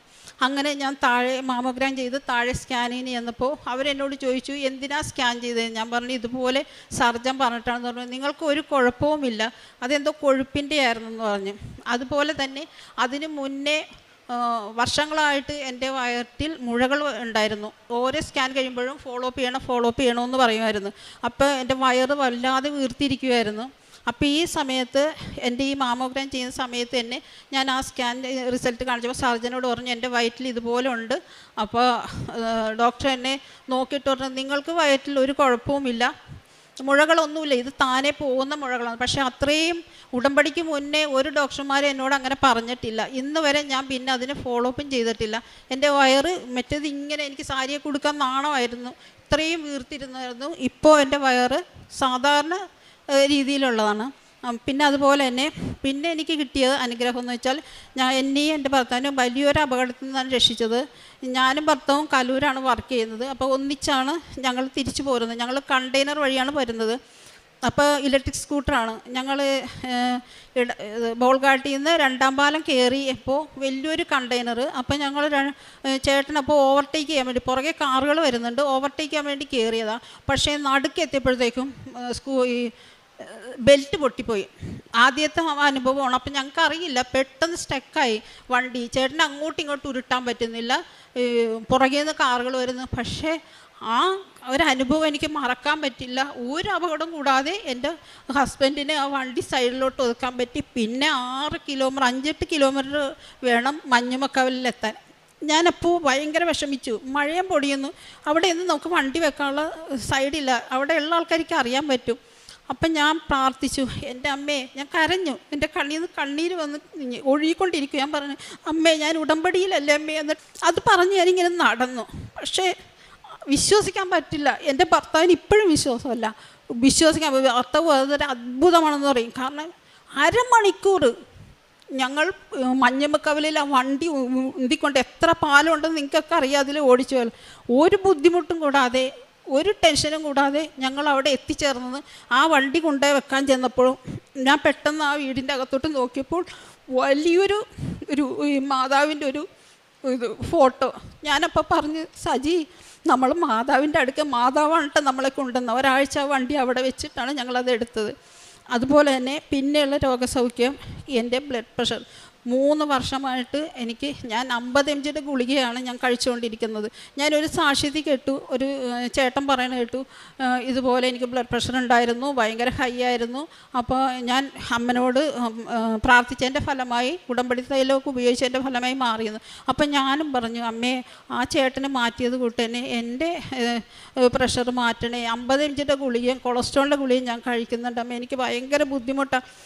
എനിക്ക് സിസ്റ്റത്തിൽ വർക്ക് ചെയ്യുമ്പോൾ എൻ്റെ തല പൊട്ടിപ്പോണ കൂട്ട് എനിക്ക് തോന്നും. ഭയങ്കര വേദനയും തലവേദനയും കണ്ണൊന്നും കാണാൻ പറ്റാത്ത ബുദ്ധിമുട്ടാണ്. അങ്ങനെ പറഞ്ഞിട്ട് പിന്നെ ഞാൻ പറഞ്ഞു, ഇനി ഞാൻ ഈ ഗുളികൾ, കൊളസ്ട്രോളിൻ്റെയും ബിപിയുടെയും ഗുളിക ഞാൻ കഴിക്കില്ല. ഈ 4ാമത്തെ പുതുക്കലിന് ശേഷം ഞാൻ ആ ഗുളികകൾ ഞാൻ ഇതുവരെയും കഴിച്ചിട്ടില്ല. ഞാനത് മാറ്റിയിട്ട് ഞാൻ അമ്മ പ്രാർത്ഥിക്കുന്നതിൻ്റെ കൂട്ടത്തിൽ ഞാൻ അവിടെ കൊണ്ട് എൻ്റെ ഗുളികകൾ വെച്ചിട്ട് പറഞ്ഞു, അമ്മേ, ഇത് ഞാൻ ഇവിടെ അമ്മയ്ക്ക് വെച്ചിരിക്കുകയാണ്, ഞാനിത് ഉപയോഗിക്കില്ല. എൻ്റെ ബ്ലഡ് പ്രഷർ അമ്മ മാറ്റിയാൽ മതി. ഞാൻ അതിന് മരുന്നായിട്ട് കാണുന്നത്, വെളുപ്പിനെ ഞാൻ അച്ഛൻ്റെ പ്രാർത്ഥന കഴിയുമ്പോൾ ഞാൻ ആ തൈലം നെറ്റിയിലും എൻ്റെ അതായത് ഉച്ചി മുതൽ ഉള്ളംകാൽ വരെ എന്ന് ജോസഫ് അച്ഛൻ പറയും. അപ്പോൾ ഞാൻ ഉച്ചിയിലും ഉള്ളംകാലിലും ഞാൻ പുരട്ടി ഞാൻ പ്രാർത്ഥിക്കും. അത് കഴിഞ്ഞ് തേൻ കുടിക്കും. അത് കഴിഞ്ഞ് ഞാൻ ആദ്യം കഴിക്കുന്നത് ചൂടുവെള്ളത്തിൽ ഉപ്പിട്ടിട്ട്, പ്രഷറിന് ഉപ്പ് പാടില്ലെന്നാണ് പറയുന്നത്, പക്ഷേ ഞാൻ പ്രഷറിന് ഞാൻ കഴിക്കുന്ന മരുന്ന് ഉപ്പിട്ടിട്ട് ഞാൻ ആ വെള്ളം കുടിക്കും. ഒരു 1.5 ഗ്ലാസ് വെള്ളം കുടിക്കും. അതാണ് എൻ്റെ മരുന്ന്. എനിക്ക് ഒരു പ്രശ്നവുമില്ല. ഇപ്പം സിസ്റ്റം നോക്കാനോ തലവേദന എനിക്ക് അങ്ങനെ ഒന്നുമില്ല. എനിക്കറിയാൻ പറ്റും, എനിക്ക് പ്രഷർ കൂടിയാൽ എനിക്കറിയാൻ പറ്റും. എനിക്ക് ഒരു വർക്ക് പോലും ചെയ്യാൻ പറ്റില്ല. അങ്ങനെ രോഗസൗഖ്യം. പിന്നെ ഏത് മാസമാണെന്ന് എനിക്കറിയില്ല, വേറൊരു രോഗസൗഖ്യം എൻ്റെ മുട്ടിന് മുകളിലായിട്ട് കേട്ടിട്ടുണ്ടാവും ആളുകൾ, നീളത്തിലുള്ള മുഴകളുണ്ടായിരുന്നു. അത് 1.5 വർഷം വരെ കുഴപ്പമില്ല. പക്ഷേ അത് കഴിഞ്ഞപ്പോൾ എനിക്ക് വല്ലാതെ വേദന തുടങ്ങി, എനിക്ക് പേടിയായി തുടങ്ങി. ഞാൻ വീട്ടിൽ എൻ്റെ കൂടെ ജോലി ചെയ്യുന്നവരോടും എൻ്റെ ഹസ്ബൻഡിനോടും എൻ്റെ മരുമകളോടൊക്കെ ഞാൻ പറഞ്ഞു. അപ്പോൾ അവർക്കൊക്കെ പേടിയാണ്, എന്താ ഇത്. അപ്പോൾ അടുത്തടുത്ത് ചെറിയ മുഴകൾ വരാൻ തുടങ്ങി, നീളത്തിലെ മുഴ കൂടാതെ. അത് വേദനയായി തുടങ്ങി. അപ്പോൾ ഒരു 4-ാം തീയതി ജോസഫച്ചൻ്റെ ഉടമ്പടി ധ്യാനം ഞാൻ മുടക്കാറില്ല. അത് ഉടമ്പടി ധ്യാനത്തിൽ ജോസഫച്ചൻ പറഞ്ഞു, കർത്താവ് മുട്ടിന് മുകളിൽ നീളത്തിലുള്ള മുഴകൾ സൗഖ്യപ്പെടുത്തുന്നെന്ന് പറഞ്ഞു. ഞാനപ്പോൾ പറഞ്ഞു, കർത്താവേ അതെൻ്റെ ഇരിക്കണേന്ന് ഞാൻ മുട്ടിപ്പായി പ്രാർത്ഥിച്ചു കണ്ണീരോടുകൂടി. അപ്പോൾ അന്നേരം പറയില്ല, പക്ഷേ 1 ആഴ്ച 2 ആഴ്ച കഴിഞ്ഞപ്പോൾ എൻ്റെ മുട്ടിന് മുകളിലെ മുഴകൾ പതുക്കെ പതുക്കെ താഴാൻ തുടങ്ങി. ഇപ്പോൾ അതവിടെ ഇല്ല. അങ്ങനെ എനിക്കൊരു സൗഖ്യം കിട്ടി. പിന്നെ എൻ്റെ ജോലി, എൻ്റെ മരുമകൾ എൻ്റെ മോനുമൊക്കെ പുറത്താണ്. അപ്പം മരുമോൾ ഡെലിവറിക്കായിട്ട് വന്നപ്പോൾ എൻ്റെ ജോലി ഞാൻ 3 മാസത്തേക്ക് ലീവ് ചോദിച്ചു. അപ്പോൾ മാഡം പറഞ്ഞു ശരി എടുത്തോ എന്ന് പറഞ്ഞു. പക്ഷേ ഞാനിനി തിരിച്ച് ചെല്ലില്ലെന്ന് വിചാരിച്ച് അവർ വേറെ ആളെ വെച്ചു. അപ്പോൾ എനിക്ക് ഭയങ്കര വിഷമമായി. ഞാനപ്പോൾ എൻ്റെ ഒരു ധ്യാനത്തിൽ പറഞ്ഞു, അമ്മേ ഞാൻ ഉടമ്പടി എടുത്തപ്പോൾ എനിക്ക് ജോലി ഉണ്ടായിരുന്നു, എനിക്ക് 3 മാസം ഞാൻ ലീവ് പറഞ്ഞു. എനിക്ക് ആ 3 മാസം, അതായത് അമ്മനോടൊരു വാശി പോലെ ഞാൻ പറഞ്ഞു, എനിക്ക് 3 മാസത്തിനുള്ളിൽ തന്നെ എനിക്ക് ആ ജോലി തരണം. എനിക്ക് ഫെബ്രുവരി 25-ാം തീയതി ആകുമ്പോൾ 3 മാസം തികയും. പക്ഷേ ഫെബ്രുവരി 21-ാം തീയതി എനിക്ക് അതിലും കൂടുതൽ സാലറിയോടുകൂടെ അതിലും ഉയർന്ന തസ്തികയിൽ എനിക്ക് ജോലി ലഭിച്ചു. അതുകൂടാതെ തന്നെ എൻ്റെ അമ്മ മാതാവിൻ്റെ ഒരു ചാപ്പൽ അവിടെയുണ്ട്. എനിക്ക് ഈ ജോലിയും കഴിഞ്ഞ് ഞാൻ അവിടെ നിന്ന് ഇറങ്ങി ആ ചാപ്പലിൽ നിന്ന് ഈശോപ്പനോടും അമ്മ മാതാവിനോടും എനിക്ക് പ്രാർത്ഥിക്കാനുള്ള സമയം കിട്ടി. ഞാൻ അവിടെ ഇരിക്കുമ്പോഴാണ് എൻ്റെ ഭർത്താവ് എന്നെ വന്ന് എന്നും കൂട്ടിക്കൊണ്ട് പോരുന്നത്. അത് വലിയൊരു അനുഗ്രഹമായിട്ടാണ് ഞാൻ കാണുന്നത്. ഇത് മാത്രമല്ല, എൻ്റെ മക്കൾക്കും എല്ലാവർക്കും ഒരുപാട് അനുഗ്രഹം കിട്ടിയിട്ടുണ്ട്. പക്ഷേ അവർ വരാത്തതുകൊണ്ട് എൻ്റെ കുഞ്ഞിനും കിട്ടിയിട്ടുണ്ട്. പക്ഷേ വരാത്തതുകൊണ്ട് എനിക്ക് ഇതിവിടെ പറയാൻ പറ്റില്ല. അവരിവിടെ ഇല്ല, അവർ പുറത്താണ്. പ്രേക്ഷിത പ്രവർത്തനം എന്ന് പറഞ്ഞാൽ ഞാൻ എല്ലാവർക്കും പത്രം കൊടുക്കും. ഞാൻ പ്രാർത്ഥിച്ച് ഉപ്പ് ഞാൻ വിതറിയിട്ട് ഞാൻ പറയും, അമ്മേ അർഹതപ്പെട്ടവരുടെ കയ്യിൽ തന്നെ ഇത് കിട്ടണേ, അവരിതെല്ലാം വായിച്ച് നോക്കണം, എന്നെപ്പോലെ ആദ്യം തട്ടിക്കളയരുതേ, ഇത് എന്നെപ്പോലെ ആകരുതേ, ആദ്യമേ കിട്ടുന്ന അനുഗ്രഹം അവർക്ക് കൊടുക്കണേ, എല്ലാ മക്കളുടെയും പ്രാർത്ഥന അമ്മ കേൾക്കണമേ എന്ന് ഞാൻ എന്നും പ്രാർത്ഥിച്ച് കൊടുക്കും. പിന്നെ അതുപോലെ തന്നെ എനിക്ക് വേറൊരു അനുഗ്രഹം കിട്ടിയത്, എനിക്ക് ഒരു വർഷം 2019/10/2024 ഞാനിവിടെ വന്ന് ഉടമ്പടി എടുത്തത്. അതുപോലെ തന്നെ 2025/19/10/2025 എനിക്ക് ഇവിടെ കൊരട്ടി മുത്തിയുടെ അടുത്ത് ഞാൻ പ്രേക്ഷിത പ്രവർത്തനം ചെയ്യാൻ എനിക്ക് സാധിച്ചു. ഞാൻ ആ ചാപ്പലിൽ ചെന്നപ്പോൾ കുറേ പത്രം ഇരിക്കുന്നു. അപ്പം ഞാൻ വേഗം അതെടുത്തിട്ട് ഓർത്തു, നാളെ എനിക്ക് 1 വർഷം തികയാണ്. അപ്പം അമ്മയുടെ പത്രം കൊരട്ടി പള്ളിയിൽ അവിടെ വരുന്ന ആളുകൾക്ക് കൊടുക്കാമെന്ന് പറഞ്ഞ് ഞാൻ എൻ്റെ ഹസ്ബൻഡും അവിടെ കൊടുത്തു. അതിൻ്റെ തലേന്ന് എനിക്ക് കാരുണ്യ പ്രവർത്തനം ചെയ്യാൻ പറ്റി. അവിടെ ഒരു ഓർഫനേജിൽ ഞങ്ങൾ ഇവിടെ നിന്ന് എൻ്റെ ഭർത്താവും ഞാനും കൂടി കുറേ ഡ്രസ്സുകൾ കുട്ടികൾക്ക് കൊണ്ടു കൊടുത്തപ്പോൾ ആ സിസ്റ്റർ കൈകൂപ്പി വളരെ നന്ദി. ഞാൻ പറഞ്ഞു, കൈ കൂപ്പരുത്, ഇത് ഞങ്ങളുടെ തരുന്നതല്ല, ഇത് അമ്മ മാതാവ് തരുന്നതാ എന്ന് പറഞ്ഞു. അപ്പോൾ ഞാനിങ്ങോട്ട് ഇറങ്ങിയപ്പോൾ പെട്ടെന്ന് അവിടെ ഭയങ്കര പ്രകാശം. പുറകിലോട്ട് ഞാൻ പറഞ്ഞു എന്താ എന്ന് വെച്ചാൽ അത് നോക്കിയപ്പോൾ അമ്മ മാതാവിൻ്റെ രൂപത്തിൻ്റെ മുകളിലിരുന്ന ഫ്ലഡ് ലൈറ്റ് ഭയങ്കര പ്രകാശത്തോടെ അന്നേരം ഓണാക്കിയത്. അപ്പം ഞാൻ പറഞ്ഞു അമ്മ മാതാവിന് ഭയങ്കര സന്തോഷമായി. അപ്പോൾ ആ സിസ്റ്റർ എന്നോട് പറഞ്ഞു, ഇതുപോലെ ഒന്നും കിട്ടാതെ ഇരിക്കുന്ന ഒരു ഓർഫനേജ് ഉണ്ട്, ഞങ്ങൾക്ക് പേര് പറയാൻ എനിക്ക് ആഗ്രഹമില്ല, ആ ഓർഫനേജിലും ഇതുപോലെ സഹായം ചെയ്യണമെന്ന്. ഞങ്ങൾ ഈ ക്രിസ്മസിന് മുമ്പ് ഞാനും എൻ്റെ ഭർത്താവും എൻ്റെ മരുമകളുടെ അച്ഛനും കൂടി പോയി അവിടെ മക്കൾക്ക് ഒരുപാട് പുതിയ ഡ്രസ്സുകൾ വാങ്ങി അവിടെ കൊടുക്കാൻ, ആ മക്കളെ കാണാനും അവരുടെ കൂടെ ഇരിക്കാനും സാധിച്ചു. അതുപോലെ തന്നെ കൃപാസനത്തിൽ ഞാൻ 10 ഡ്രസ്സ് കൊണ്ടുവന്ന് കൊടുത്തിട്ടുണ്ട്. പിന്നെ അതുപോലെ തന്നെ വേറെ എൻ്റെ അടുത്ത് ഒരു പാവപ്പെട്ട അച്ഛനും അമ്മയുണ്ട്. ഞാൻ ഇന്നൊന്നല്ല, പണ്ട് മുതലേ ഞാൻ കാരുണ്യ പ്രവർത്തനം ചെയ്യുന്ന ആൾക്കാരാണ്. എനിക്ക് സങ്കടപ്പെടുന്ന ഒരു കാര്യം കണ്ടാൽ ഞാൻ അവരുടെ കൂടെ ഇരുന്ന് കരയും. എൻ്റെ ചേട്ടൻ പറയും പെട്ടെന്ന് കരയുന്നവർ കള്ളികളാണെന്ന് പറയും. അപ്പം ഞാൻ ചിരിക്കുകയുള്ളൂ. കാരണം എനിക്ക് പെട്ടെന്ന് മനസ്സ് വേദനിക്കും. എനിക്ക് കുട്ടികളെയാലും വയസ്സമ്മ പ്രായമുള്ളവരൊക്കെ കണ്ട് എനിക്ക് പെട്ടെന്ന് സങ്കടം വരും. അപ്പോൾ ഞാൻ അവർക്ക് എൻ്റെ വീട്ടിൽ മേടിക്കുന്ന എന്താണെങ്കിലും ഞാൻ അതിലൊരു പങ്ക് കൊടുക്കും. പിന്നെ അതുപോലെ തന്നെ അത് ഉടമ്പടി എടുക്കുന്നതിന് മുമ്പേ ചെയ്യുന്നതാണ്. ആത്മീയ ജീവിതം എന്ന് പറഞ്ഞാൽ വളരെ വളരെ വലുതാകാൻ സാധിച്ചു. എനിക്ക് പെട്ടെന്ന് ദേഷ്യം വരുന്ന ആളാണ്. എനിക്ക് ആരെങ്കിലും എന്തെങ്കിലും പറഞ്ഞാൽ ഞാൻ തെറ്റ് പറയാറില്ല, പക്ഷേ തെറ്റാണെന്ന് തോന്നിയാൽ ഞാനൊരു മുഖത്തടിച്ചുകൊണ്ടാണ് പറയുന്നത്. അത് പക്ഷേ പറഞ്ഞു കഴിയുമ്പോൾ എനിക്ക് മനസ്സിലാവും ഞാൻ അങ്ങനെ പറയാൻ പാടില്ലാത്തതാണെന്ന്. പെട്ടെന്ന് ദേഷ്യം വരും. ഞാൻ അവരോട് ഭയങ്കര ഹാർഡായിട്ട് സംസാരിക്കും. അത് ഓണറാണെന്നോ എൻ്റെ കൂടെ വർക്ക് ചെയ്യുന്നവരാണെന്നോ ഞാൻ നോക്കാറില്ല. പക്ഷേ ഇപ്പോൾ എൻ്റെ ഭർത്താവ് പോലും എന്നോട് എന്തെങ്കിലും പറഞ്ഞാൽ ഞാൻ സംയമനം പാലിക്കാൻ എനിക്ക് സാധിക്കും. മറ്റുള്ളവർ എന്നോട് എന്തെങ്കിലും പറഞ്ഞാൽ അവർ പറയുന്നത് എനിക്ക് ഇഷ്ടപ്പെട്ടില്ലെങ്കിൽ പോലും ഞാൻ അവരോട് മറുപടി പറയൂല. ഞാനത് കേട്ടു അപ്പം തന്നെ എൻ്റെ മാതാവ് എൻ്റെ മനസ്സിൽ വരും. ഈശോപ്പൻ പറയുന്നുണ്ടല്ലോ, സ്നേഹം കരുണയുള്ളിടത്തെ ഈശോപ്പനുള്ളെന്ന്. അപ്പോൾ ഈശോപ്പൻ എന്നിൽ നിന്ന് വിട്ടുപോകാൻ ഞാൻ ആഗ്രഹിക്കുന്നില്ല.